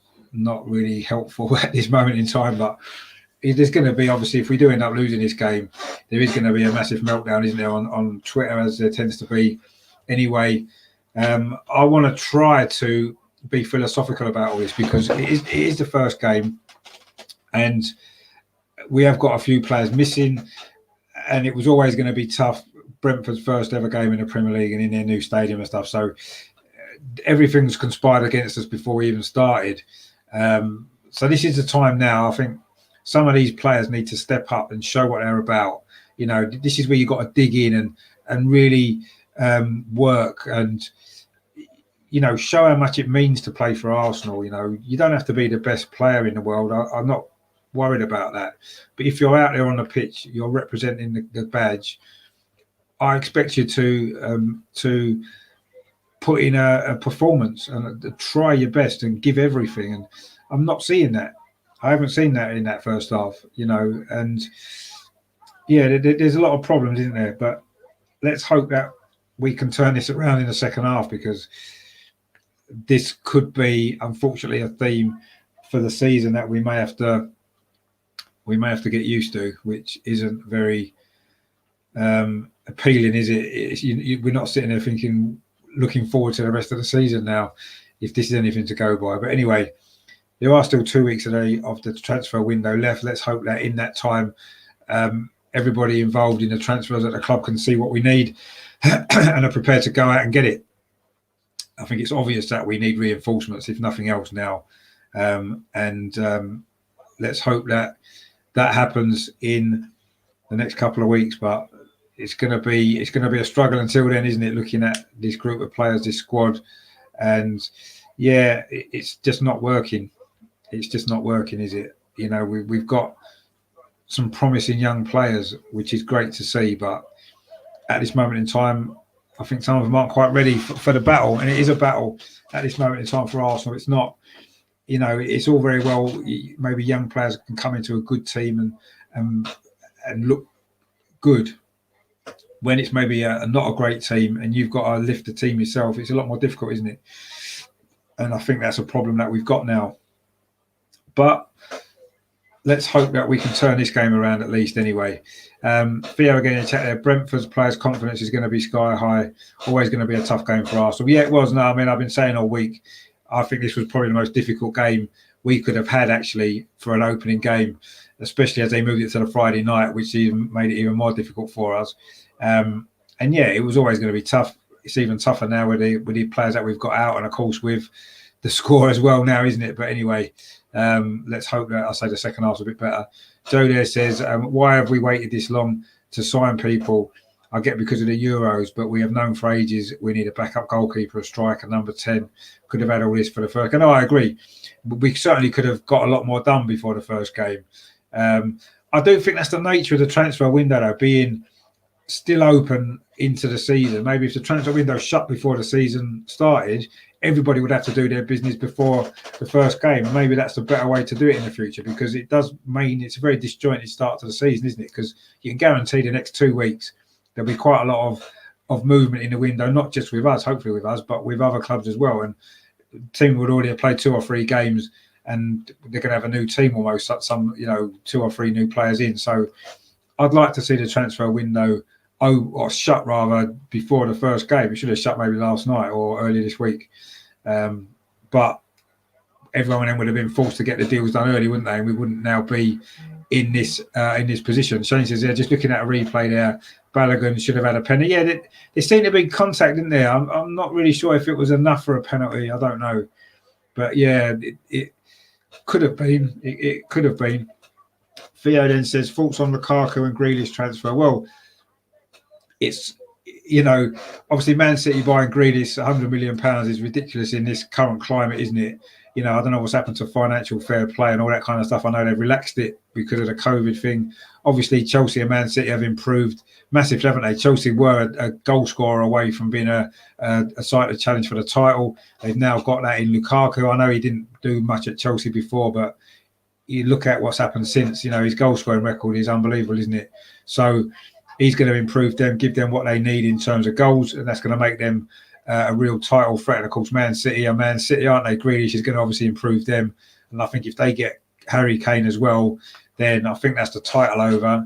And I think you've got the top 2 right there, haven't you? Man City and Chelsea. And I think the rest are playing catch up, aren't they? And this is kind of what we're competing against, isn't it? If we want to get these top players, it's going to turn us into a team that can compete. That's the sort of money that we need, and that's the sort of players that we need to bring in, and we're not. We've brought in Lokonga, who looks decent, but he's not a player that's going to transform you into a team that can challenge, is he? And Tavares on the bench, he's not either, and even Ben White, good player as he is, he's not the sort of player that's going to inspire you to be able to go on and challenge, is he? So that's the problem that we've got. Theo says there's no chance Grealish worth 100 million, not even 80 million. I don't think any player's worth 100 million, but if that's what someone's prepared to pay for him, then that's the market at the moment, isn't it? Unfortunately, and that's going to open it up now. I say Lukaku's not been far off 100 million either, and when you start getting those sort of transfers, it means a club like Arsenal are never going to be able to compete. Not just Arsenal, everybody else pretty much, and it's killing football, really, isn't it? It's ruining it, and I suppose as an Arsenal fan, it makes it less interesting for me because we can't compete with that. And it means that every season for the foreseeable future, we can't consider ourselves to be title challengers, and we're just fighting for a place in the top 6 or the top 4, and that's the best we can hope for. And, Arsenal being Arsenal, big club, what we've experienced, that isn't enough, is it? It's not good enough, really, but it's where we are. And unfortunately, it's not going to change anytime soon. Shane says, where is Brentford in England? Pitch dark at 9 o'clock in August. It's in London, in West London. And you've got to bear in mind that it does get darker earlier in the further south that you go. The further north you are, it's light a lot later in the day, isn't it? It has been quite a cloudy, overcast day as well. So that might be as well part of it. But yeah, I mean, the nights are drawing in a little bit, though, aren't they? It is August. We're coming middle of August now, aren't we? It's going to be, it'll be getting dark by 7 o'clock soon, won't it? So, but yeah, it does tend to get darker earlier in London than it does, say, in Edinburgh or Glasgow, for example. I know you're in Ireland, so you're probably you're probably in that sort of same kind of area. So. Probably gets a lot darker later where you are as well. But yeah, this is where we are. The second half's just about to kick off. It's going to be Brentford kicking off the second half. Theo says if City get Kane, that might just ruin football, in my opinion. It should be caps on club spend. Now, I agree 100%. There should definitely be caps on how much clubs can spend, regardless of how much money the owner's got. It's irrelevant. It's not a fair competition in a sense, is it? And it ruins the game. It's ruined the game anyway. But yeah, they're not going to change it, are they? Because the rich get richer. This is like life, isn't it? The rich get richer, the poor get poorer, and that's the way it is. And unfortunately, you either play their game or you get left behind. And we're not able to play their game like most teams aren't. And it's a shame, but Brentford early on in the second half, 30 seconds, they've got a throw in, very attacking again. Pinnock's wiping the ball down. Again, they look like Stoke, and I'm starting to get a little bit concerned about this long throw. That the previous one was well dealt with in the end by Arsenal. This comes in towards the near post, very Stoke-like. A flicked header, but again, Arsenal do manage to clear it, but not very far. It's a poor clearance. A shot comes in, but it drifts comfortably into the arms of Leno. But again, Brentford are playing to their strengths, aren't they? And causing us problems again. Bit desperate defending that looked a little bit there from Arsenal, but we did deal with it. And it's a long ball out of defence there from Pablo Mari. And now we maybe got a chance to come forward now. Balogun has a little run at the defence, but he loses the ball, showing his inexperience there. Florian Balogun there. Brentford trying to build an attack down the far side, but the ball's gone out for a throw to Arsenal. But yeah, Balogun there did look like a young, inexperienced player, didn't he? Ran into a dead end and got the ball taken off him far too easily. But unfortunately, this is what these are the players that we've got at the moment, and these are the players that are fit and available. So we're going to have to deal with it. Anyway, Leno's now got the ball. Arsenal played it back to him, and again, we never look very comfortable, do we? Ben White there gets us out of a little bit of a hole, but Chambers has lost the ball again. We're trying to play it out from the back when we don't have the players to do it. When are you going to wake up to this, Mikel? You've got Callum Chambers, who's a clumsy footballer at the best of times, and we're playing it out from the back, and we're wondering why we're conceding these stupid goals. Anyway, Smith Rowe now coming forward down this near side for Arsenal, down the right. Can we produce a little bit of magic and get this equaliser? Lokonga now, it's a nice little ball to Xhaka. Again, he finds Tierney on that left-hand side. Can he get across into the box? He drills a shot in. Was it a shot or a cross? But it's saved by the goalkeeper. And that attack, again, comes to nothing. But we looked dangerous up to a certain point. This time, Kieran, instead of drilling a cross in, it was, well, it kind of wasn't really a shot or a cross. It was neither in the end. And it was quite comfortable for the goalkeeper. Theo says there, Brentford could get mid-table this season. No, I think that they could well do, like I said, Sheffield United. The first season they were up. And, of course, Leeds as well had a great season, didn't they? The last two seasons, one of the promoted teams has done well. And you have to say Brentford look the more likely out of the three, don't they? I think Norwich and Watford are going to struggle. So they look a decent team, Brentford. They do. And I think they'll do well this season. And I was always concerned that they were going to do well anyway. Anyway, we're coming forward again now. Again, it's down that far side, the left-hand side. Kieran Tierney again tries to put an early ball in. This one defended well by Brentford. It comes to Xhaka, and Arsenal keeping possession. But again, we're not getting the final ball right, are we? We're not looking a threat in the penalty area. Smith Rowe now, can he change that? Plays it to Pepe on his near side. Again, he slows the ball down, comes back inside to Lokonga, who shows good strength there, but he's given away a free kick, actually. Good work that from Ivan Toney, actually doing his defensive work for the team. He did really well there, actually. He's won a free kick.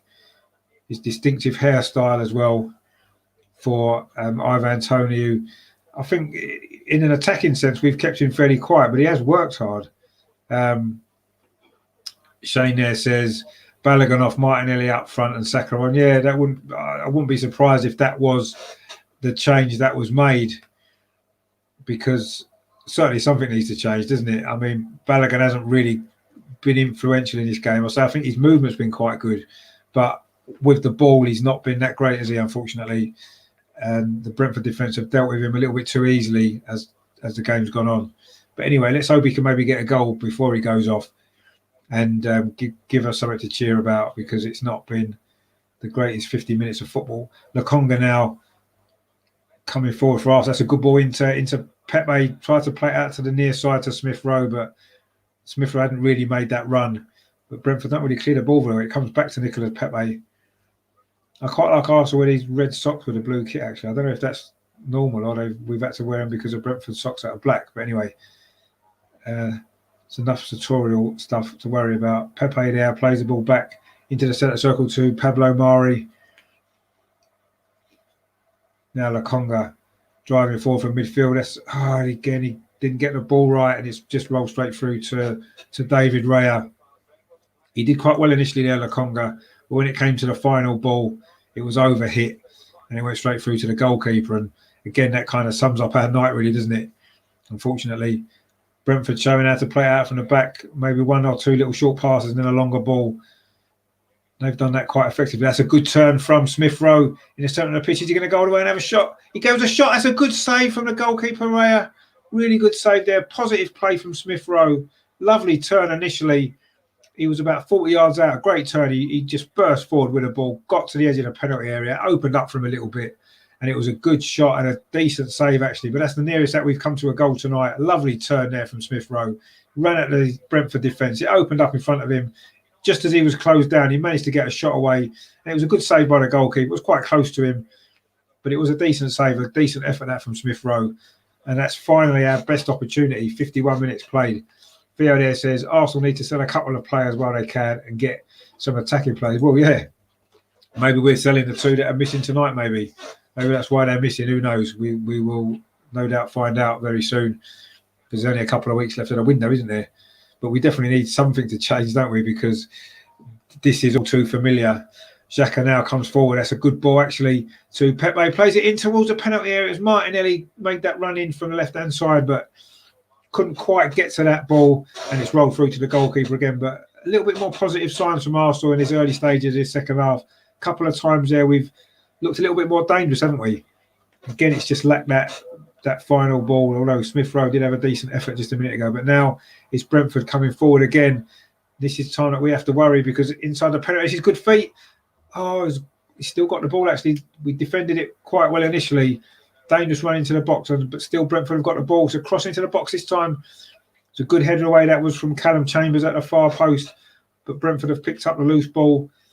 Although we have forced them all the way back now inside the centre circle. But again, when Brentford get the ball and attack, they're causing us problems every single time. And it is a little bit desperate defending at times, but we have managed to deal with that.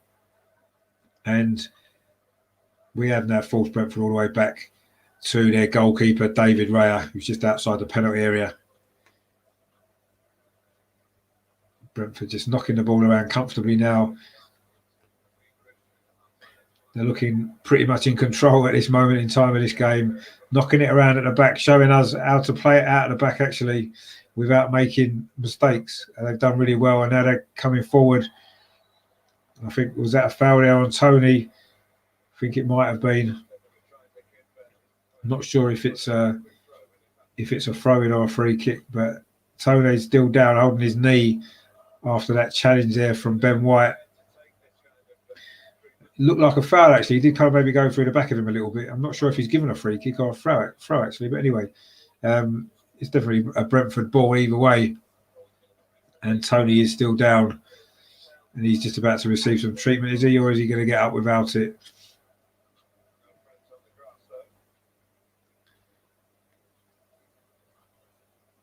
He's back on his feet again. Saka is now warming up alongside El Neni and Reece Nelson. Let's hope it's not El Neni that comes on. It won't be the first time El Neni's come on when we've been 1-0 down. That would sum it all up for me, actually. But anyway, let's see what changes are going to be made at some stage. We've played, 54 minutes? Still quite early in the second half. And we've had a couple of better moments, but Brentford still look dangerous every time they attack. We've just won a free kick there. Callum Chambers was fouled and then kicked the ball straight at a Brentford player, which I don't think is going to be a booking. The fewest touches there in that first half. Balogun with 13. Said he didn't really have the ball much. Didn't get in it, did he? Even though his movement's been good. Gabriel Martinelli only had 19. And Ivan Toney only had 22. So there's not been a lot of attacking play, really, I suppose, from either side. Although it has been a reasonably entertaining game. And I'm sure Brentford won't mind anything about that at all, as they currently lead 1-0 and are at the moment sitting top of the Premier League. So fair play to them. But Arsenal have got to start thinking about making some changes, surely, before too long. Because at the moment, we don't really look as though we're going to get back into this game. But here comes Pepe coming in from that left-hand side, plays the ball out to the far side to Kieran Tierney, goes past his man. It's a dangerous cross to the far post, which maybe overhit a little bit, but Smith Rowe does pick the ball up on this far side. He's got Callum Chambers overlapping. Instead, he comes inside to Lokonga, gets it back. Smith Rowe on his chest, but he couldn't quite get a shot away. Good defending again from Brentford. They've worked really hard, haven't they, Brentford, defensively as well. but the ball did go out there. But Smith Rowe looked he's got into the penalty a couple of times. Lovely little 1-2 there with Lokonga actually on the edge of the box.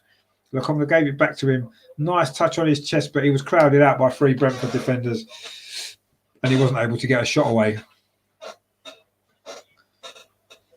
He's looked good at times, Smith Rowe, hasn't he? But again, it's that final ball, isn't it? Or the final shot's not quite been there. Saka's now getting stripped, ready to come on. So he's going to play for more than an hour in this game, and we certainly need him, and we need him on form, don't we? We need him to show the form he did for much of last season, and also, of course, in the Euros. I'm sure he'll get a great reception from the Brentford fans when he does come on, as indeed he did last week at Tottenham. It's a flick header there from Martinelli, looking for Balogun, but again, the Brentford defence has read that, and it's out for a throw to Arsenal. It's just a matter of when they're going to get Saka on the pitch and who's going to go off.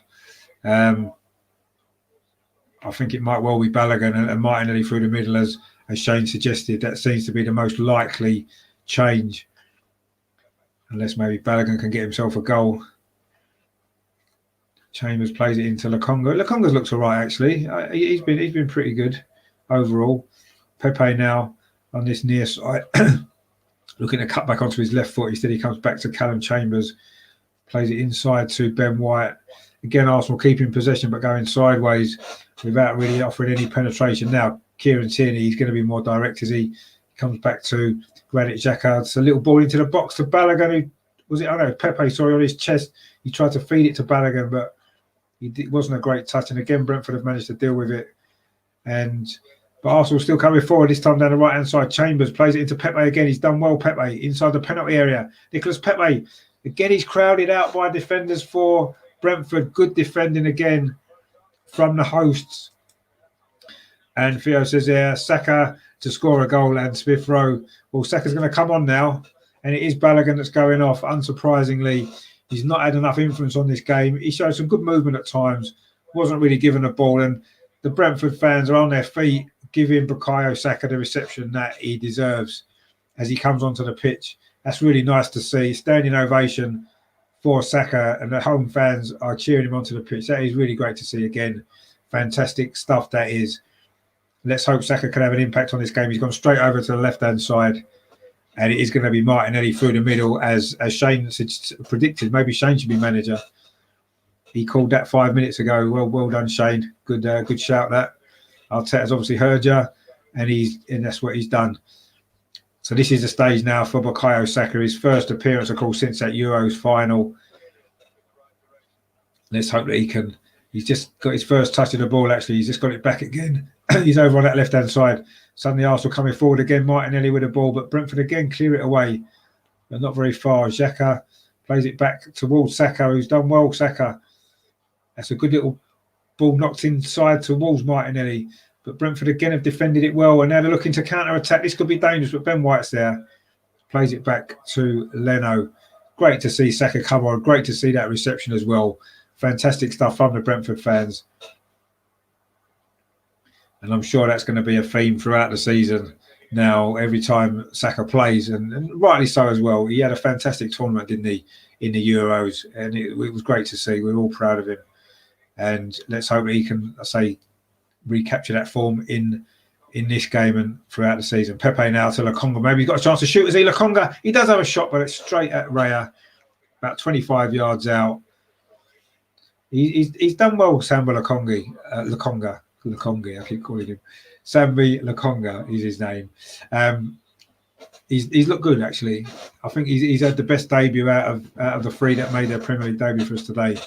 He's been the standout. In fact, he's probably been the standout player. I thought Mari had a good first half defensively, but I think Lokonga's probably, up till now, an hour played, he's probably been our best player.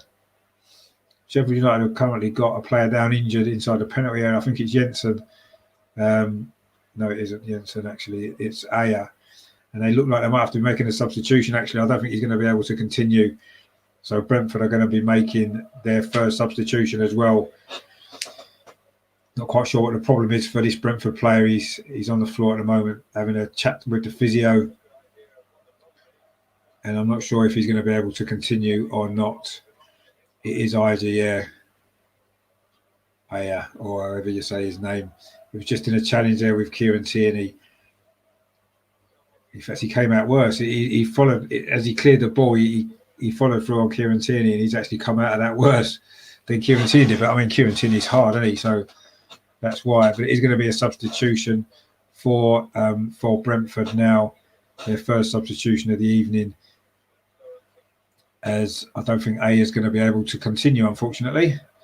Although he might well be coming back now. Actually, he's just come back on, like he was going off, but actually he's come back on, and he's now going to have a little gel to help him get over his little knock there, and he's back in the game.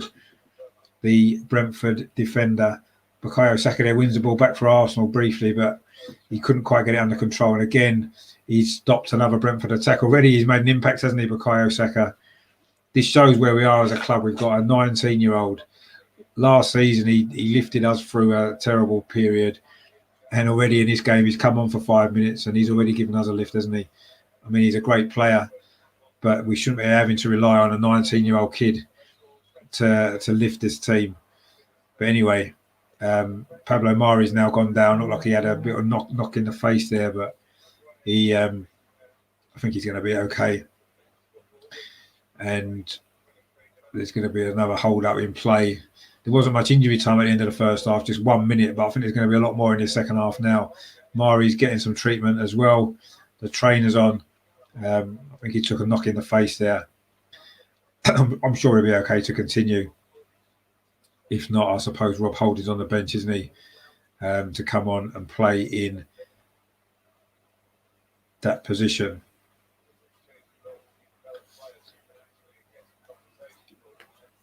And Pablo Marinez back on his feet again. He's come over to the far touchline, as indeed the protocol enforces. And I'm sure he's going to come back on again very shortly. I think he's just got a little bit of blood in his mouth there from that knock that he just took, but I'm sure he's going to be fine and come back on. Looks like a cut lip, actually. And he's just getting that patched up, stop the bleeding. And I'm sure he'll be back on. So Arsenal currently down to 10 men, which probably isn't the greatest thing when we're 1-0 down and not really playing that well. But anyway, I'm sure Pablo Mari will be back with us very soon. Callum Chambers now has got the ball, and we're now sort of playing it around at the back. Ben White there, closed down, and he got himself out of trouble there. It wasn't a bad ball. Bukayo Saka flicks it on to Kieran Tierney, and now maybe Arsenal can launch a counter-attack from that play there, which almost cost us. Smith Rowe now in the number 10 position, plays it out to this and near side to Nicolas Pepe, just inside the penalty, cuts it onto his left foot, plays it back inside to Lokonga.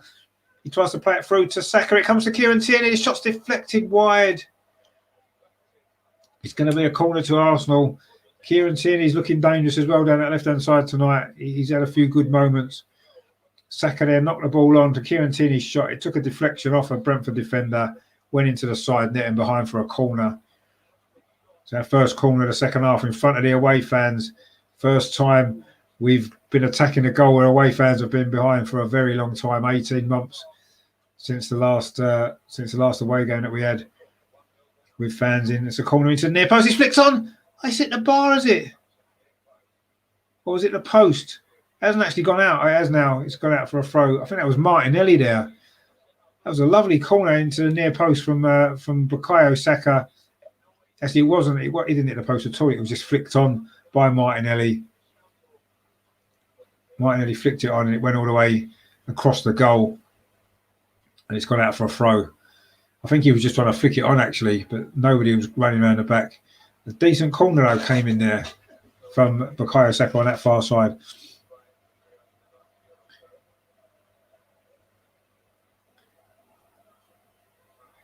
Brentford's now won the ball. Ivan Toney again, very deep. He works very hard, and he does his defensive duties for the team.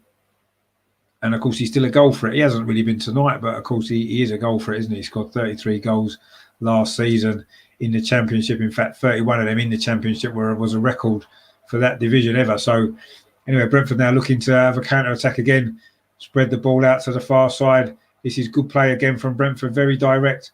Running into the penalty in front of Kieran Tierney. Can they get a shot away? A good save from Leno. It was straight at him. He's parried it away. It comes to Bukayo Saka. But again, Brentford are so direct. They get the ball forward and cause us problems. And we've found it difficult to deal with that. Brentford still in possession now. They've looked threatening every single time they've come forward.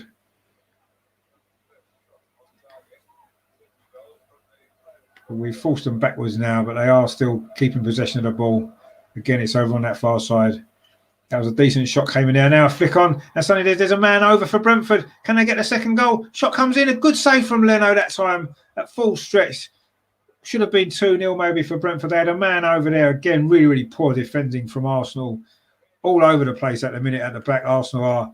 That's twice we've been opened up there. Header flicked on. I think he may have been offside actually initially.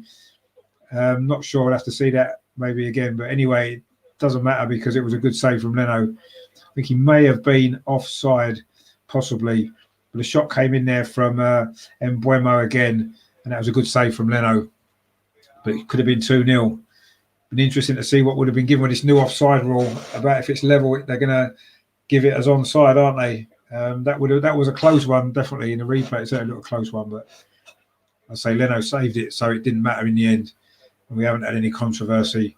Bukayo Saka now down left-hand side finds Kieran Tierney inside the penalty area. Kieran Tierney, but he just overruns it. But it forces Xhaka on the edge of the box. Plays it square to Callum Chambers, and his shot's deflected. We just can't get through this Brentford defence at all, can we? They've always seemed to have a body in the way every time we get an opportunity to have a shot there. Kieran Tierney cut inside the defender, maybe overran it a little bit. And Brentford were able to clear the ball away. And then when Callum Chambers' shot came in, there was another Brentford defender to block.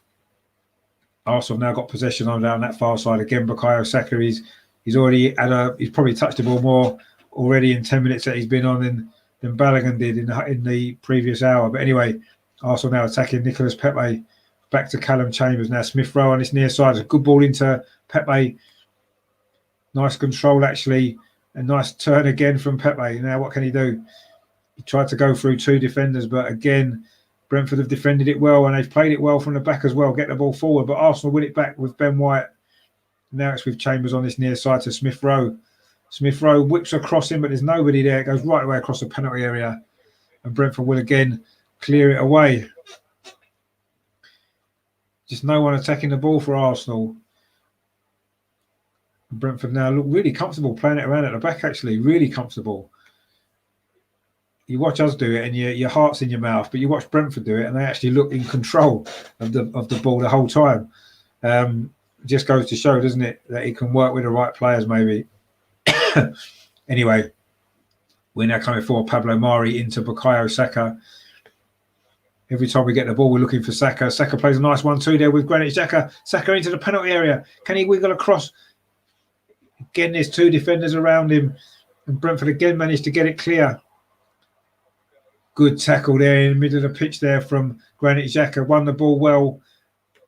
But again, Brentford have picked up the loose ball and they're coming forward themselves again. Kieran Tierney this time, they wins it back. Xhaka again. Smith Rowe. Looking a bit better this from Arsenal. Ball played into Saka again. He pulls it back towards the penalty spot, but again, not enough Arsenal players are in the penalty area to try and finish it off.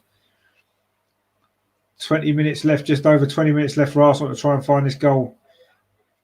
Lokonga plays it to Pepe on this near side. Now Callum Chambers dinks a ball into the 6-yard box.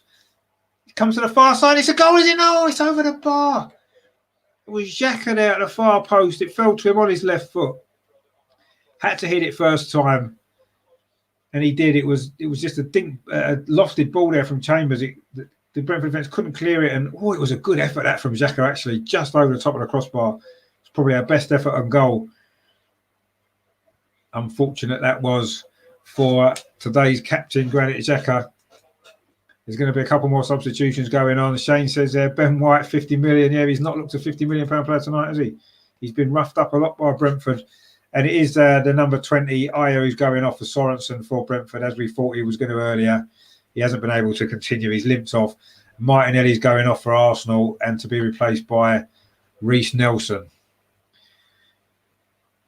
I don't know how fit Martinelli was, to be fair. He didn't really have that much influence on the game, did he? He had a couple of nice moments, but he didn't do enough.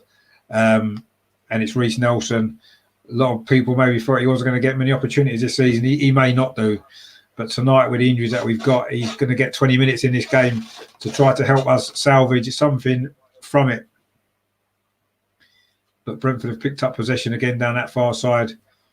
Every time they come forward, I'm getting worried. But that cross there is going to be no problem for Bernd Leno, who rolls it out quickly to Callum Chambers, plays it inside to Lokonga, lets it run across him and then finds Smith Rowe. Again, that's a nice little turn from Smith Rowe. Good feet this is from Smith Rowe now. He's got Tierney outside him. If he can find the right ball, he can. Kieran Tierney now puts a first-time cross in. It comes to Nelson. This is his first touch. He tried to play a ball through to nobody, to that right-hand side. Nobody was there. But it was his first touch. He's just come on. But that was a great play from Smith Rowe again. He's always been positive, trying to drive us forward, Smith Rowe. It's not always been his night with his final ball, but that was better to Kieran Tierney. A great cross. And now the Brentford manager is trying to get the crowd to give the team a lift again. And they respond. Great atmosphere in this stadium, actually. And it's going to be a difficult place, I think, for anybody to get a result this season. So that's going to be something to watch for this season. I'm sure they're going to do well at home. Very organised, very strong, and they're a threat. And we just haven't been able to come to terms with it, really. And they're coming forward again down this near side, Brentford. They're very strong physically, aren't they? They've just won the ball back again now. Lokonga there was beaten. He tries to win it back, but again, Brentford get a ball across. No, they don't. Chambers does well. Has gone out for a throw, but that was really good play there again from Mbema, who's had a great game actually for Brentford on that down that side, the left-hand side for them. He's played well. He's kind of switched positions actually. He's gone from left to right. Really good player. He's going to have a good season, I think, for Brentford. It's going to be another long throw, and again, it's going to cause us probably cause us problems, isn't it? These long throws historically have not been something that we've been very good at. This is in towards the near post. It's flicked on. Can they get a goal? They have. It's 2-0. The long throw has paid off. It's number 6. It's Norgard with the goal. Very Stoke-like that goal was. The long throw flicked on at the near post, and it just came across the 6-yard box. A simple header into an empty net. Brentford have got the second goal. More dreadful defending from Arsenal. I mean, that is just a throwback to 10 years ago, isn't it? And to Stoke and Rory Delat into the near post. That was that throw flicked on, and it's just a simple finish. I mean, it's just poor defending again from Arsenal. Outmuscled all over the place. It bounced around in the 6-yard box. 2 Brentford players were going for it. Actually, either one of them could have scored. And in the end, it's number 6, Norgard, who got the final touch, but it's terrible defending. Kieran Tierney was outmuscled there as well. Just dreadful, dreadful, dreadful. It's 2-0. Everyone just jumps over the ball. Ben White let it bounce across him, and a simple header. There was 2 of them there could have scored. Just the poorest defending I think I can remember from an Arsenal side for a long, long time. That just dreadful. It is 2-0 to Brentford, and there's just over 15 minutes to go. And I think it's fairly safe to say, from what we've seen so far, we're starting the season with a defeat to Brentford. Shane says, even if we spend £150 million on Maddison and Martinez, we still won't be strong enough. We're rudderless. I think those 2 would help, maybe. But, yeah, they just got Arteta on the screen there, and I think he looks lost. I think he is lost. And it's difficult to feel sorry for him, actually. I like Arteta. He's a nice guy. But it's difficult to feel sorry for him when a lot of these problems are, unfortunately, down to him. That defending was dreadful, by the way. You've got to say that. It was awful defending. And that was a Stoke goal, wasn't it? And we've conceded a lot of them over the years. Everyone used to blame Wenger for that, but he's not been around for a long time. Theo there says that was an undeserved goal. Arsenal were looking at. Yeah, I mean, we had a few little moments, didn't we? And we were looking slightly better, but that's what happens, isn't it? This has been the story for a long time. We have a lot of possession. We don't make the most of it, and then we can see. But now we've got a chance. Kieran Tierney there played a 1-2 with Smith Rowe on the edge of the penalty area. First time shot wide of the post. They're showing the Arsenal fans there, and You can see the frustration, but that was a nice 1-2. He had to hit it first time. He was stretching Kieran Tierney, and he put it across the goal rather than into the far corner. Maybe if we'd got a goal then, instant response, we would still have had, 15 minutes or so, plus a bit of stoppage time to get the equaliser. But we're certainly going to have to, if we're going to get something out of this game, we need a goal very, very quickly. And we haven't really looked like getting one, have we? Brentford have been too strong for us, too clever. And, it's a very frustrating night. Anyway, let's see what happens in this final 15 minutes. Bukayo Saka now in the central position, driving forward, finds Kieran Tierney outside him. Arsenal showing a little bit more urgency now. Saka again. Referee's blown for a free kick actually to Arsenal on the edge of the box. This could be an interesting moment. It's going to be a free kick on the edge of the penalty, away on that left-hand side. It was a foul on Kieran Tierney. It was actually a late chance. That's probably deserving a yellow card, isn't it? You would have thought. He came through the back of him there. On Yika, their new signing there. If he hasn't got a yellow card, he got away with one there actually, because that was quite a bad challenge on Kieran Tierney. Anyway, it's a free kick, about 4 yards outside the penalty area, over on that left-hand side. It's a strange angle for a shot, maybe. Looks like Smith Rowe might fancy this. Pepe's over it as well. We need something to happen here. Pepe with it, over the top, harmlessly over the top. Not a great free kick at all. We needed something from that, really, didn't we? With time running out. And Brentford are considering making another substitution. Shane says there, Arteta will be sacked on the 26th of September when Spurs beat us 4-0. I don't say that. I certainly don't want us to lose 4-0 to Spurs. That would be terrible. But after tonight, who knows what's going to happen. Sack says there, boycott Arsenal matches. Management will take you guys seriously. I've said that before, actually. You know, while people keep going to the games, while people keep buying the kits, while people keep spending money, they don't care, do they? Playing in front of an empty stadium may make the difference. I don't know.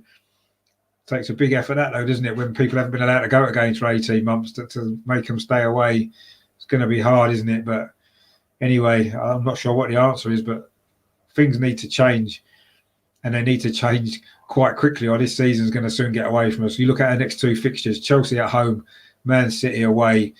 Can you honestly see us getting too many points from them two games either? We could be sitting bottom of the league after 3 games with no points and no goals scored. That's a very real possibility. And where do we go from there? It's not looking great at all, is it? I think we came into this season, we wasn't expecting miracles, but I think we were, you always hope, don't you, at the start of a season that you can start the season well, even if you don't maybe get the result, that you at least look a good team and you look as though there's something there, but there just hasn't been today. Brentford have almost toyed with us, and they're toying with us again now, and they're coming forward, maybe looking for a third goal, which would definitely kill it off. But they have got a corner down on this near side. I mean, their fans have thoroughly enjoyed this night. It's been a long time coming for them, hasn't it? And you've got to say that they deserve it as well. But it doesn't make our plight any easier to bear. In fact, Oyenka's now going off. He was a bit fortunate not to get a yellow card, wasn't he, just a few minutes ago? And he is now going off. That's a good debut for him. For them, Theo says there, Henry for Arsenal manager. Well, I don't know about that. Maybe at some point, obviously Vieira as well. If he does well at Crystal Palace, he's going to maybe be in the running, isn't he? It's Bidstrup who's coming on for Brentford for these final 10 minutes or so. It is a corner to Brentford as well on this near side. I think if they get a third goal now, that'll be it, won't it? It's pretty much it anyway, let's be honest. But anyway, let's see if we can defend this corner. Very zonal we are at the moment. Ball played in towards the near post, and Leno flapped at that, and it almost found a way into the far post. Almost going from the sublime to the ridiculous there. Another ball into the box. We just can't deal with it at all. In fact, Leno almost scored an own goal. Do you remember he got one against Everton, didn't he, at the back end of last season? And he flapped at that one and almost knocked it into his own goal as well. But is that going to be a turning point for us now? Are we going to get a goal now and maybe salvage a draw in these last 10 minutes? Kieran Tierney on his left-hand side plays it inside to Granit Xhaka. The ball looking for Saka was deflected and Brentford can clear it away again. But it comes to Callum Chambers on this near side. See, Arsenal have had spells of possession in this game, but not really ever looked like we were going to do a lot with it. We've had one or two half opportunities. The Smith Rowe shot produced a good save from Raya. That's probably the nearest that we've come. Anyway, Nelson now finally getting into this game on his near side, twisting and turning, but he's got three defenders around him. They've worked so hard, Brentford. And when the cross comes in from Chambers, it's blocked by another Brentford defender.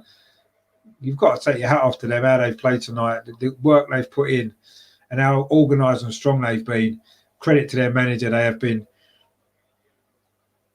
And Tavares has now come on for Callum Chambers just at that moment, and he took an instant throw. Looks like Tavares is going to be playing right back, the left back that we bought in from Benfica. Kieran Tierney now looking to go down the outside, but he's forced back to Bukayo Saka.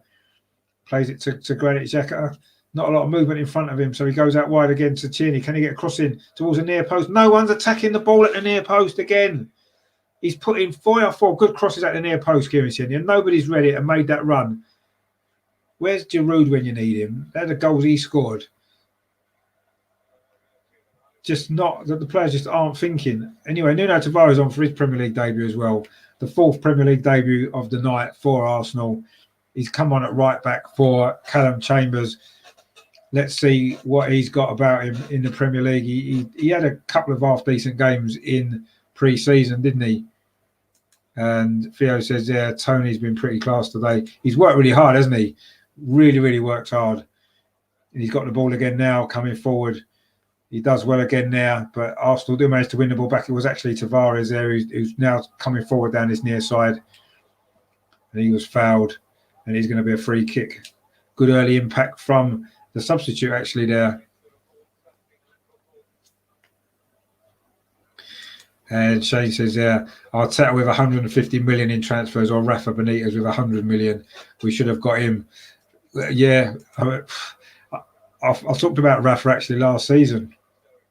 Would have been nice, but anyway, we are what we are. We've got what we've got, and that's it. We're just going to have to make the most of it. Now, Kieran Tierney, well, that was a strange cross, but it's found Reece Nelson in the D at the edge of the penalty area. He plays it back to Lokonga, plays it out to Tavares on his left foot, curls a shot in, but over the top and wide. At least he's trying to be positive, though.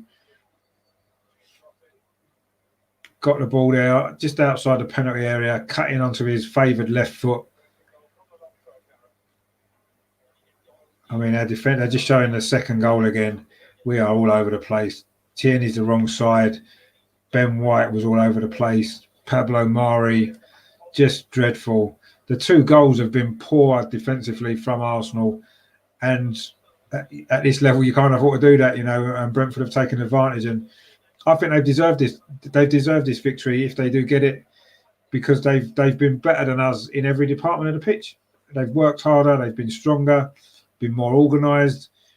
And there's an exodus from the away section already. Arsenal fans are leaving, had enough. And I think this is going to be a theme as well throughout the season. Anyway, Arsenal coming forward again down that left-hand side. If we're going to get a goal, it's going to come from that area, isn't it? Saka and Tierney. Saka now goes on a run. Just again, the Brentford defence too strong. And now they're looking for a counter-attack themselves. But they give the ball actually to Granit Xhaka in front of the referee. Now Kieran Tierney again. A low cross. Again, it's in towards the near post. Reece Nelson have made the run that time, but again, a Brentford defender got there, but it is out for a corner. Kieran Tierney must be sick of putting these crosses in and nobody attacking them. I know I would be. But it's a corner to Arsenal over on that far side. Again, in front of the section of the away fans. If we're going to get anything from this game, we possibly need to get a goal from this corner. Bukayo Saka with it. Curling away from goal. Again, a Brentford head gets on it and then they clear the ball away. It does come to Kieran Tierney centrally now. He plays it back out to that far side to Bukayo Saka. Good touch. Can he get across into the box? Goes past his man, but he can't. The cross is deflected, and again, Brentford defend really well, but they've given the ball away back to Saka inside the penalty area. Twisting and turning Saka. Can he get a cross or a shot? And again, he's forced backwards a little bit, though. To Lokonga, plays it to Granit Xhaka on his left foot. He's going to hit a shot just wide of the post. A low shot there from Granit Xhaka from about 25 yards. Had the goalkeeper, Raya, stretching a little bit, but it was always going wide of the post. And Brentford making their 3rd and final change of the night. It's going to be Mbeumo's going off. He's had a great game, actually. really good game. He looks a talent, this boy. He really does. I think he's going to have a big impact in the Premier League this season. He's going off, and they are bringing on Force, who's another striker. What a great game he had, actually, to be fair. Brilliant performance from him. I think he's one to watch this season, isn't he? Mbeumo, great game. And now it's Marcus Forss is on for Brentford for these final 5 minutes plus stoppage time. Arsenal now coming forward themselves. They won a free kick. Actually, I think it was a high foot. It's inside the centre circle. Granit Xhaka. I don't know who that's to. He's kicked it straight out. Are we going to be able to keep it in on the far side? Yes, just. Lokonga keeps it in. That was a terrible ball, that from Granit Xhaka. Kind of sums up our evening now. Smith Rowe again driving forward. That's a good ball out to the left-hand side to Kieran Tierney. Can he keep it in? He will. Plays the ball back to Pepe. Drives it in at the near post. That's a good save. Arsenal's best move of the match. 86th minute. Smith Rowe to Kieran Tierney. A lovely pull back there. Saka was involved earlier as well.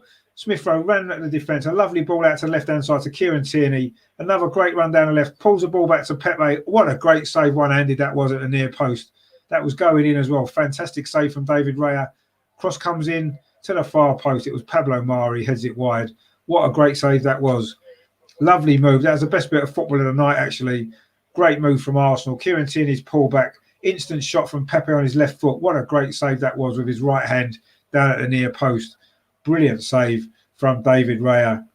Deserved a goal, actually, that move from Arsenal, but you have to say that's a great save. Fair play to the Brentford keeper. He's not been forced in to do a lot, really. He made one good save from Smith Rowe earlier in the half, and he's just made that save there as well. And that was a world-class save, actually. Fantastic stuff from him, but it did deserve a goal. A really good move, that from Arsenal. We finally got him behind the defence, got a great pull back in, and someone was there. This time it was Nicolas Pepe. Very unfortunate not to score there. Of course, he scored 5 goals in the last 3 games of last season, didn't he?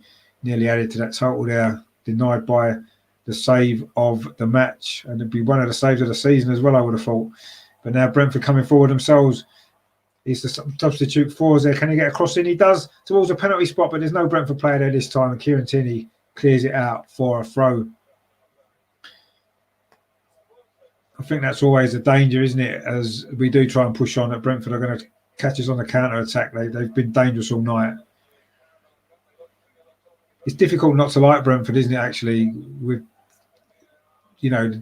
what they've gone through over the years at the club and stuff, and to finally get in the Premier League, their fans are having a great time, and it is going to be hard to dislike them this season, isn't it? Shane says there, did we ever start a season like we needed 3 points before in the first game of the fixture? No, I agree. We needed to get something from this game with the next 2 games that we've got, because you'd be amazed if we get anything from them 2, and then that's a disaster, isn't it? I don't think we've done enough we certainly haven't done enough to win this game. You could say, have we deserved a draw? We've had 1 or 2 opportunities. I think Brentford have been the better team. I've got to hold my hands up. I do think they have. I think they've deserved it. And in fact, Ivan Toney's been nominated as a man of the match. He's had a decent game, hasn't he? There's no doubt about it. Worked really hard. People are wondering whether he'd be able to cut it in the Premier League. Yes, he hasn't scored, but he certainly hasn't looked out of place, has he? Really worked hard, played well. Ivan Toney for Brentford, he has just 1 man in a match as well. Probably deserved as well, perhaps, for him. I think for us, our best 3 players have been Smith Rowe, Tierney and Lokonga. Other than that, not a lot to write home about.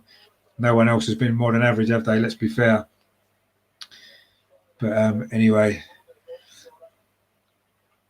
we're coming forward again with Lokonga. Does pretty well, finds Tavares. He's muscled out of it, but he's actually won a free kick, which has stopped a Brentford counter-attack where they were looking like they were going to get a 3rd goal, which would have certainly rubbed salt into our wounds. We're heading into all stoppage time now. Not sure how much there's going to be. I reckon there's going to be at least 5 or 6 minutes and a couple of long stoppages actually in this second half. A lot of substitutions as well. 5 minutes it is. A shot from Lokonga from distance, and again goes high and wide from Lokonga. He's had a decent game for us, I think, tonight, but it hasn't been good enough all round, has it? But anyway, we look as though we're going to start the season with a really, really poor, disappointing result, and overall a disappointing performance, it has to be said. It's a goal kick now to Brentford. We're into the first of 5 minutes of stoppage time. I think the writing's on the wall for us in this game now. We needed to score. Maybe that chance from Pepe a few minutes ago, if that had gone in, who knows, it would have been a grandstand finish, wouldn't it? But would a draw even have been enough when you look at the next two games? Obviously, we'll take a draw. Certainly take one now. In stoppage time, can we get 2 goals? I'm thinking probably not. But anyway, we are coming forward again. Smith Rowe. He's got Reece Nelson outside him on this near side. Plays it back to Smith Rowe. He's had a good game, Smith Rowe, as well. He's been one of the bright sparks. Well, Saka as well when he came on, since he's come on. Lokonga finds Granit Xhaka. Hasn't had his best game, has he, unfortunately. Kieran Tierney again gets cleared out left-hand side. Can he get a cross in? It's a good ball, actually. It's over Smith Rowe. Finds Reece Nelson. His shot's blocked. He's still got the ball, Reece Nelson. Wiggling, clearing the penalty area. Smith Rowe chips it wide. And that's probably going to be that. He's had a good game, Smith Rowe, again. He's probably had, all of our bright spots going forward. He's generally been involved in. There's a Brentford player down now with cramp. Not surprising with the work they've put in tonight. But it's looking like we're opening the season with a defeat. Our first defeat away from home on the opening game since the year 2000, 21 years ago, when we lost 1-0 at Sunderland, another team in red and white stripes, actually. That was a goal from Niall Quinn, those that remember it. He outjumped David Seaman, didn't he, and headed into the net. I think Patrick Vieira got sent off, actually, that game. But that's the last time we lost away from home on the opening game of the season. But it looks as though that record's going to come to an end tonight. Brentford now coming forward again. Tony, is he going to get the goal he maybe deserves? But this time he runs into Granit Xhaka and Arsenal can get the ball clear. Although they can't, because Granit Xhaka goes backwards to Kieran Tierney. Shane says, can Sambi and Partey work together? I think it will. Maybe Erdegaard in front of them. Yeah, I think they can work together. We'll have to see, won't we, when Partey's fit, see what the plan is there. Saka now on the far side, deep into stoppage time, trying to correct him. Oh, he goes down. Is that a penalty? He's given a goal kick, I think. Saka ran at the defence there.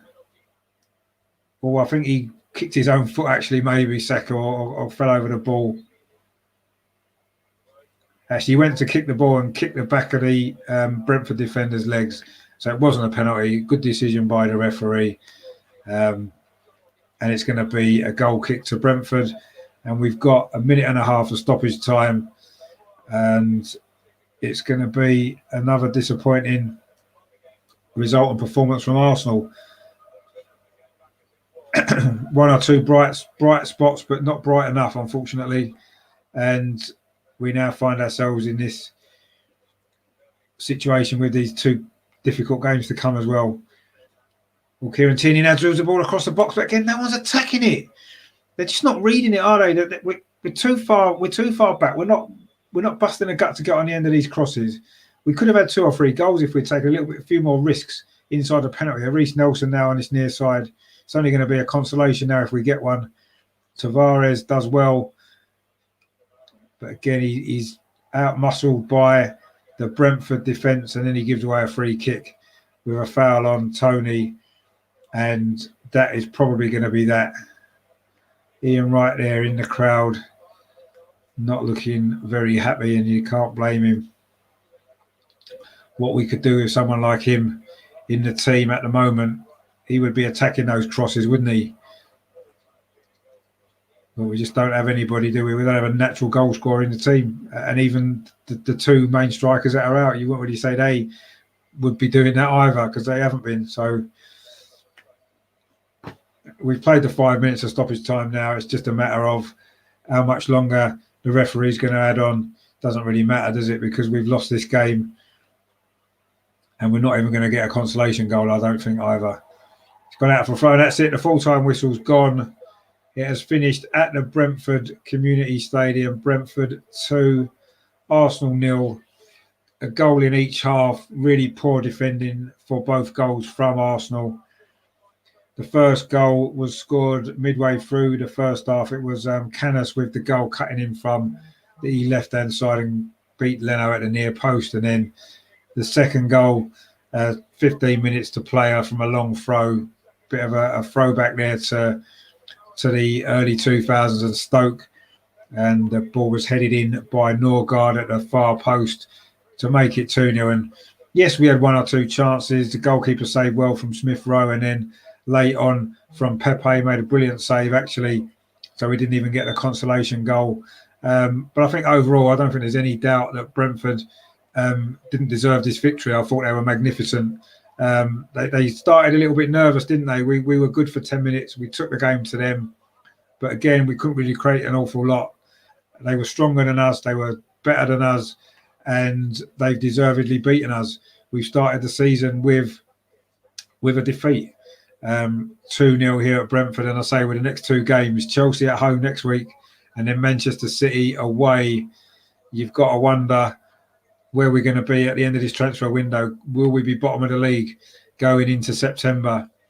Surely some business has got to be done. Surely the board, everybody's got to see how short we are.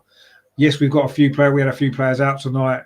Aubameyang, Lacazette, Thomas Partey, Gabriel, four of our more key players maybe when you look at it.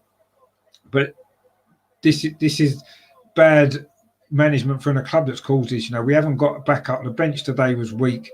It's just not good enough, is it? It's just not good enough at all. We looked disjointed at times. We defended really badly, and we just didn't offer enough of a threat. And well played, Brentford. I've got to say, the manager now is going around applauding the fans, and they deserve their moment tonight. They're top of the league. I know it's very early days. No one else has played, but they deserve it, Brentford, and fair play to them. And I hope they go on and have a good season. But we've got problems. We have got serious problems, and it's. I guess really this game tonight is, everybody's saying the pre-season games. Well, that's pre-season; they don't matter. But pre-season told me that we hadn't learned anything from last season's problems. We hadn't improved anything, and tonight has just reinforced that. I'm not surprised really, because I say pre-season told me we wasn't going to be any different, and that's what's happened tonight. Yes, it was always going to be a tricky game. There's Brentford fans there in tears, and you've got to say, an old fella there, he probably wasn't even around the last time they were in the top flight. But I mean, it's fantastic for Brentford actually, and I can't feel bad that we've lost to them. I've got to be honest. A great little club. They've had some great recent years, haven't they? They've got a lovely stadium, and they're doing a lap of honour as though they've won the league. And it's emotional for the fans, but brilliant. They deserve it, and I don't want to take anything away from them, but we are a mess. We are a mess. Let's not beat around the bush. It's not good enough for Arsenal at all. Nowhere near good enough. The performance wasn't good enough. Too many players aren't good enough. The squad isn't strong enough. We've started the season like this, ill prepared, and there's nothing to give us much hope, is there? Not really at all. I don't know where we go from here. Actually, I really don't. It's just not good enough. And whatever way you look at it, things haven't changed. Things have not changed. The optimism, the blind optimism that maybe some people were saying that things were going to be different. I don't know what that was based on. Anyone who watched any of our pre-season games will clearly see that this performance tonight was coming. It's what I was expecting us to play like. I hoped, as everybody did, I hoped that things would be better, that we would produce a performance tonight. But unfortunately, we haven't done. Shane here says, thanks for it. See you next stream. Arsenal, I don't know, mate. I don't know where we're going at the moment. I don't know what's happening, and I don't know where we go from here. But yeah, thanks for watching again, and I look forward to speak to you again, obviously next time. Mark, Dazell's in the chat as well. How you doing, Mark? Thanks for tuning in. And a comment there from Rajendra. Was the second goal a foul on a keeper? I'm not sure if it was. If it had been given as a foul, you could maybe understand, but I just thought we were weak defensively. In fact, if it was anything, it looked like it was maybe our own players that were in the way of the goalkeeper. Yeah, there was a Stoke. I call him Stoke because they look like Stoke. It's a Stoke goal. There was a Brentford player in front of the goalkeeper, wasn't there? Did he impede him? I'm not sure. I don't know. Possibly. I think we're clutching at straws a little bit, aren't we? We wasn't good enough at the end of the day, whether that was a foul or not. You know, there was talk we could have had a penalty in the first half on Balogun. And again, I don't know, he's clutching at straws a little. But yes, and sometimes these little things make a big difference, don't they, in the overall scheme of things in the game. And they could be turning points, couldn't they? But I don't know. I didn't think we were good enough in this game at all. And Rajendra says again there, he was held by the Brentford. Maybe I'll have to see it again. I mean, there was a replay, but it didn't like come out to me and say, "Oh, that should have been a foul." There maybe was contact. I don't know, but yeah, I just think we're clutching at straws here, really, aren't we? Did we do enough in that game to get a result? I'm not sure if we did. I really don't. I thought Brentford were a better team over the 90 minutes, 95 minutes, and they deserve to win. And yes, that may have been a turning point. The penalty in the first half may have been a turning point, but I don't know. I don't want to look for excuses. The excuses are that we're not good enough. The players aren't good enough. The system isn't working. I don't think the manager's good enough, and the people in charge of running the club aren't good enough. They're not good enough for Arsenal. What we need, and this is not the result of tonight. This is not the result of a short-term thing. It's been a long-term thing that's been building and building over a number of years, and it's all coming home now, isn't it? And it's worrying times for Arsenal. It is worrying times. We're not in Europe, and that performance tonight, not good enough. Not good enough. Let's. What we need to do is just go away and I don't know. Work needs to be done this week, doesn't it? On a training ground, we need to try and get some players fit. Otherwise, next week against Chelsea is going to be difficult. We've already just lost to Chelsea in pre-season at the Emirates. Have we improved since then? Have they improved with Lukaku? I don't know. It's a worry, isn't it? It is a worry, but that's for another time. As for tonight, we've started the season really, really poorly. Terrible performance overall, not good enough. Some really poor goals to concede. We've lost to newly promoted Brentford 2-0. We've never had a good record against Brentford historically. I know it's been a long time ago, but it's come back again. And yeah, what can we say?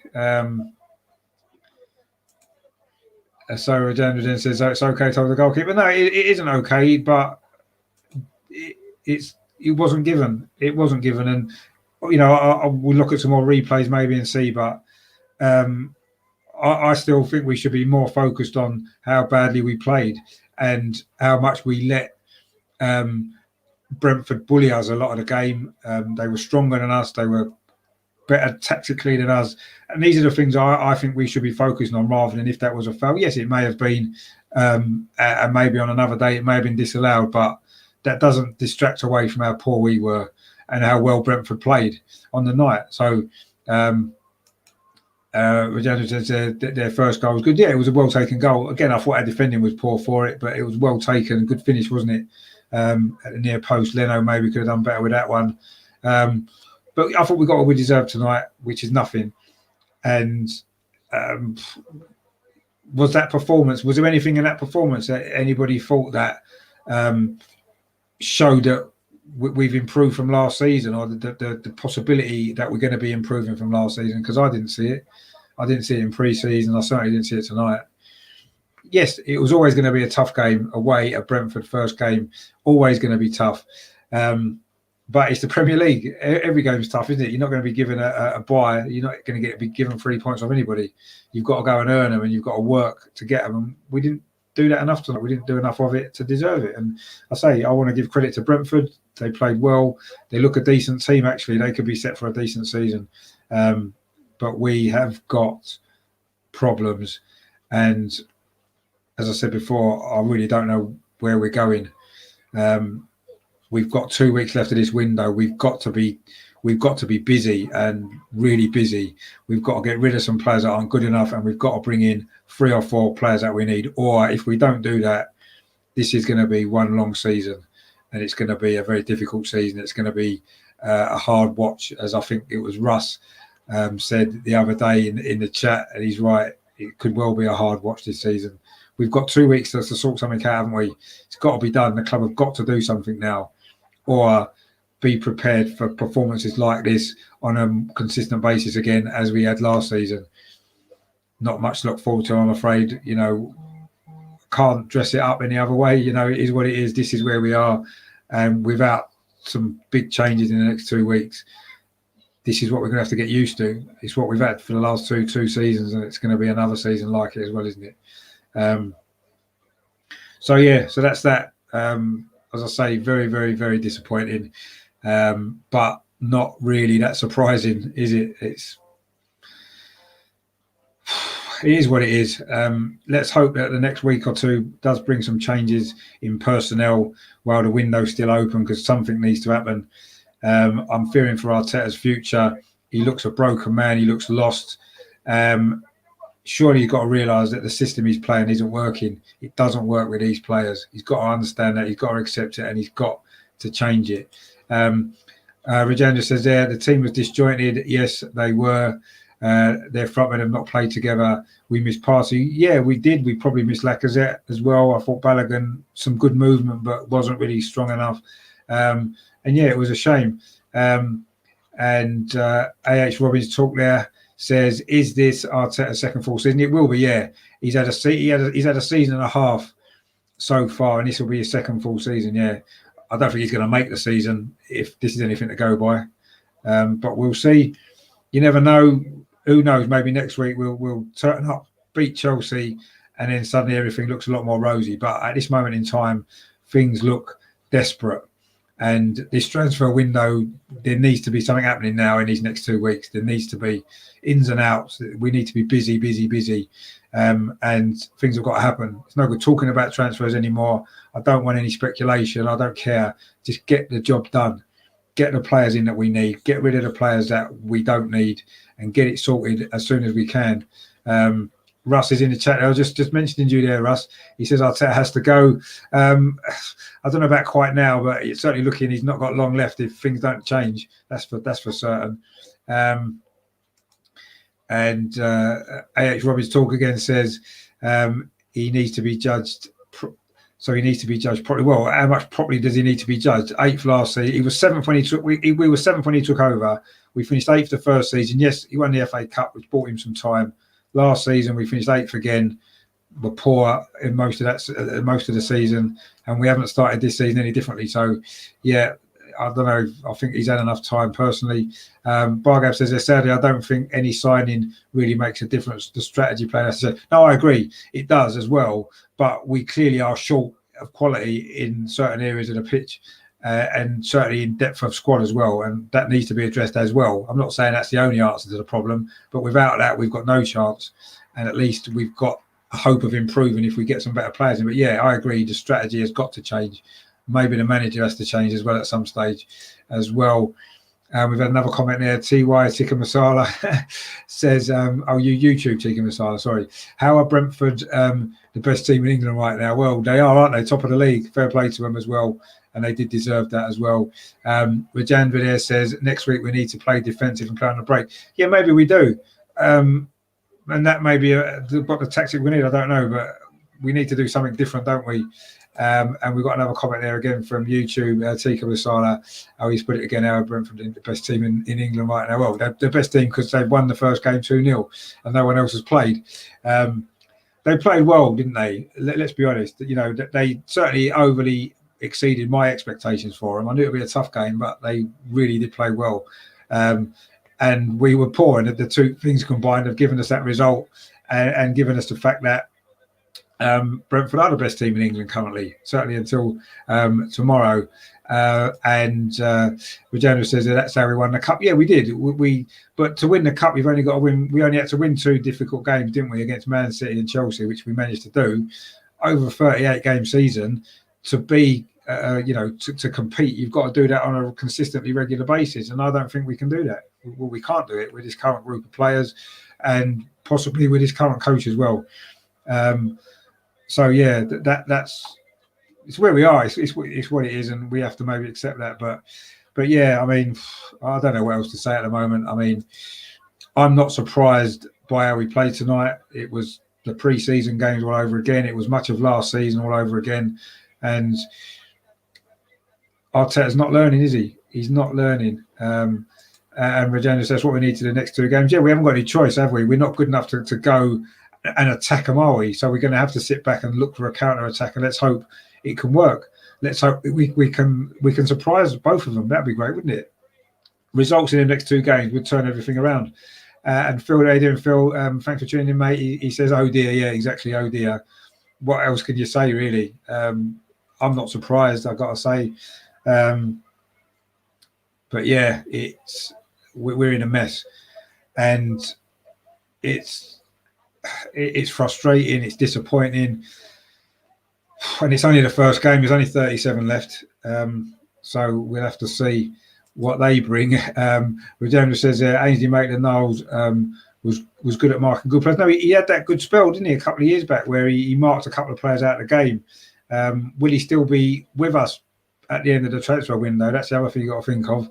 He's not getting minutes, is he, on the pitch? He might be following Joe Willock out of the door, perhaps, along with a few others. If that's what we need to do to bring in better players to rebuild the squad, then we'll have to accept that, won't we?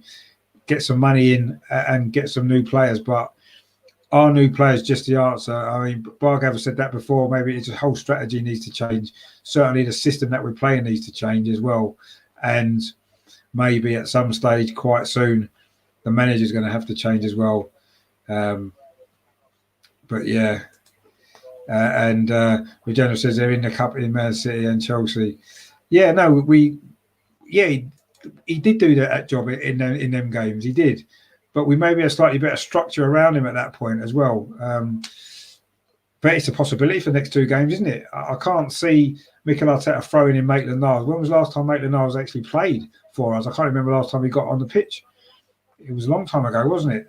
It would be a massive gamble for him to do that, but I suppose we've got nothing to lose now, have we? We're not expecting to get anything out of those games. Make some changes and see. And if it works, we get some results, then that could be the change that we need to transform things around again. Last season, it was one result against Chelsea, funnily enough, wasn't it, at the Emirates on Boxing Day, that turned the season around. And maybe a lot earlier this time, we're playing Chelsea at home. Maybe it might have the same impact if we can beat them. And maybe it can turn things around and we can get on a run. But we do need some new players. There's no question about that. The whole club needs a rethink, actually. But for now, we need some new players, because that was just not good enough at all. Regina says Ainsley Maitland-Niles is also fast on the counter attack. I'm not against Ainsley Maitland-Niles playing. I'd just be surprised if he does, because Arteta's not picked him, has he, for a long time. But anyway, A.H. Robbins talk again says, if you want to say that the key players for Arsenal were missing, 2 key players for Brentford's promotion were missing, Jensen and Josh Da Silva. Obviously, we know about Josh Da Silva, obviously a former Arsenal boy, wasn't he? Yeah, of course, Brentford, everyone's got players missing. It's the start of the season, and that tends to be the way it is. But yeah, you've maybe got a fair point. I mean, you probably watched a lot more. I know you're a Bristol City fan, aren't you? So I'm sure you saw a lot more of Brentford than I have, and you'd maybe know a little bit more about the players that they were missing. I know about Josh Da Silva. I know he's got quality. I'm not too sure about Jensen. I don't know too much about him, but I don't know where they would have fitted in this team tonight, because they were all outstanding, weren't they? So they've maybe got a stronger squad than we have, then, because the players that they brought in were able to step up and do the job. The players that we brought in, most of them wasn't. And that's maybe the difference on the night, perhaps, wasn't it? But yeah, I'm sure they are missing players, and we'll see how they get on this season. But I think they're going to do well. I really do. I think they're going to do a Leeds and a Sheffield United from the last 2 seasons, teams coming up from the Championship and performing well. So, but good luck to them. But I say we've got our own problems to worry about, our own issues to deal with, and let's hope something happens, because I'm sick of this season already. We've only played one game, so God knows what the next 37 are going to bring me. I hate to think, but anyway, I suppose we're bottom of the league at the moment, so the only way is up, isn't it? So let's hope that starts to happen very quickly. Let's hope next week we can, something happens, we can find a result against Chelsea as we did last season. We've got a decent record against them recently. Let's hope that can continue. But anyway, I'm out of here because I've had enough now. That was not really that great, was it? But I say fair play to Brentford. It's finished at the Brentford Community Stadium. Brentford 2, Arsenal 0. Arsenal probably got all we deserved. Unfortunate at times, a couple of good saves from the Brentford goalkeeper, but overall, I thought Brentford deserved it. Nothing's changed from last season. All the problems are still there. In fact, they may even be even bigger. It's a big couple of weeks, isn't it, for Arsenal now, both in the transfer market and the next 2 games as well. Plus, we've got a League Cup as well. If we go out of that in the second round, it'll be the first time we've gone out that early in that competition for many, many years. So it'll be another record Mikel Arteta would have achieved. So anyway, stay tuned to the channel. I will be doing a video looking back on this game again. I'll watch some highlights and put a video together over the weekend. And then we'll be looking at obviously the Tuesday club. We'll look back on this game as well with the panel and looking ahead to that game next week as well against Chelsea. I'll do a preview of that game as well next week and loads of other stuff. Maybe look at Mikel Arteta's press conference again and that kind of thing. So loads coming up on the channel. If you haven't done so, please subscribe. Please like this video if you've enjoyed it, even though the performance wasn't good enough. Maybe if you're a Brentford fan, you might want to enjoy it because it's been a good night for you guys and fully deserved. But so stay tuned to the channel. Loads coming up. Thanks for your support. Thanks to everyone in the chat. It was brilliant. You know, some usual people, some new people in the chat as well. You're always welcome. Please come back again next time. Subscribe to the channel and put the notifications on so you can find out when I'm going live. Thanks to you guys. Disappointing start, isn't it? But I'll be surprised. I'm not. Come on, you Gunners. Come on. Please improve. Please let something different happen because I've had enough already. Stay tuned to the channel. I'll speak to you guys soon. Take it easy. Thanks for watching.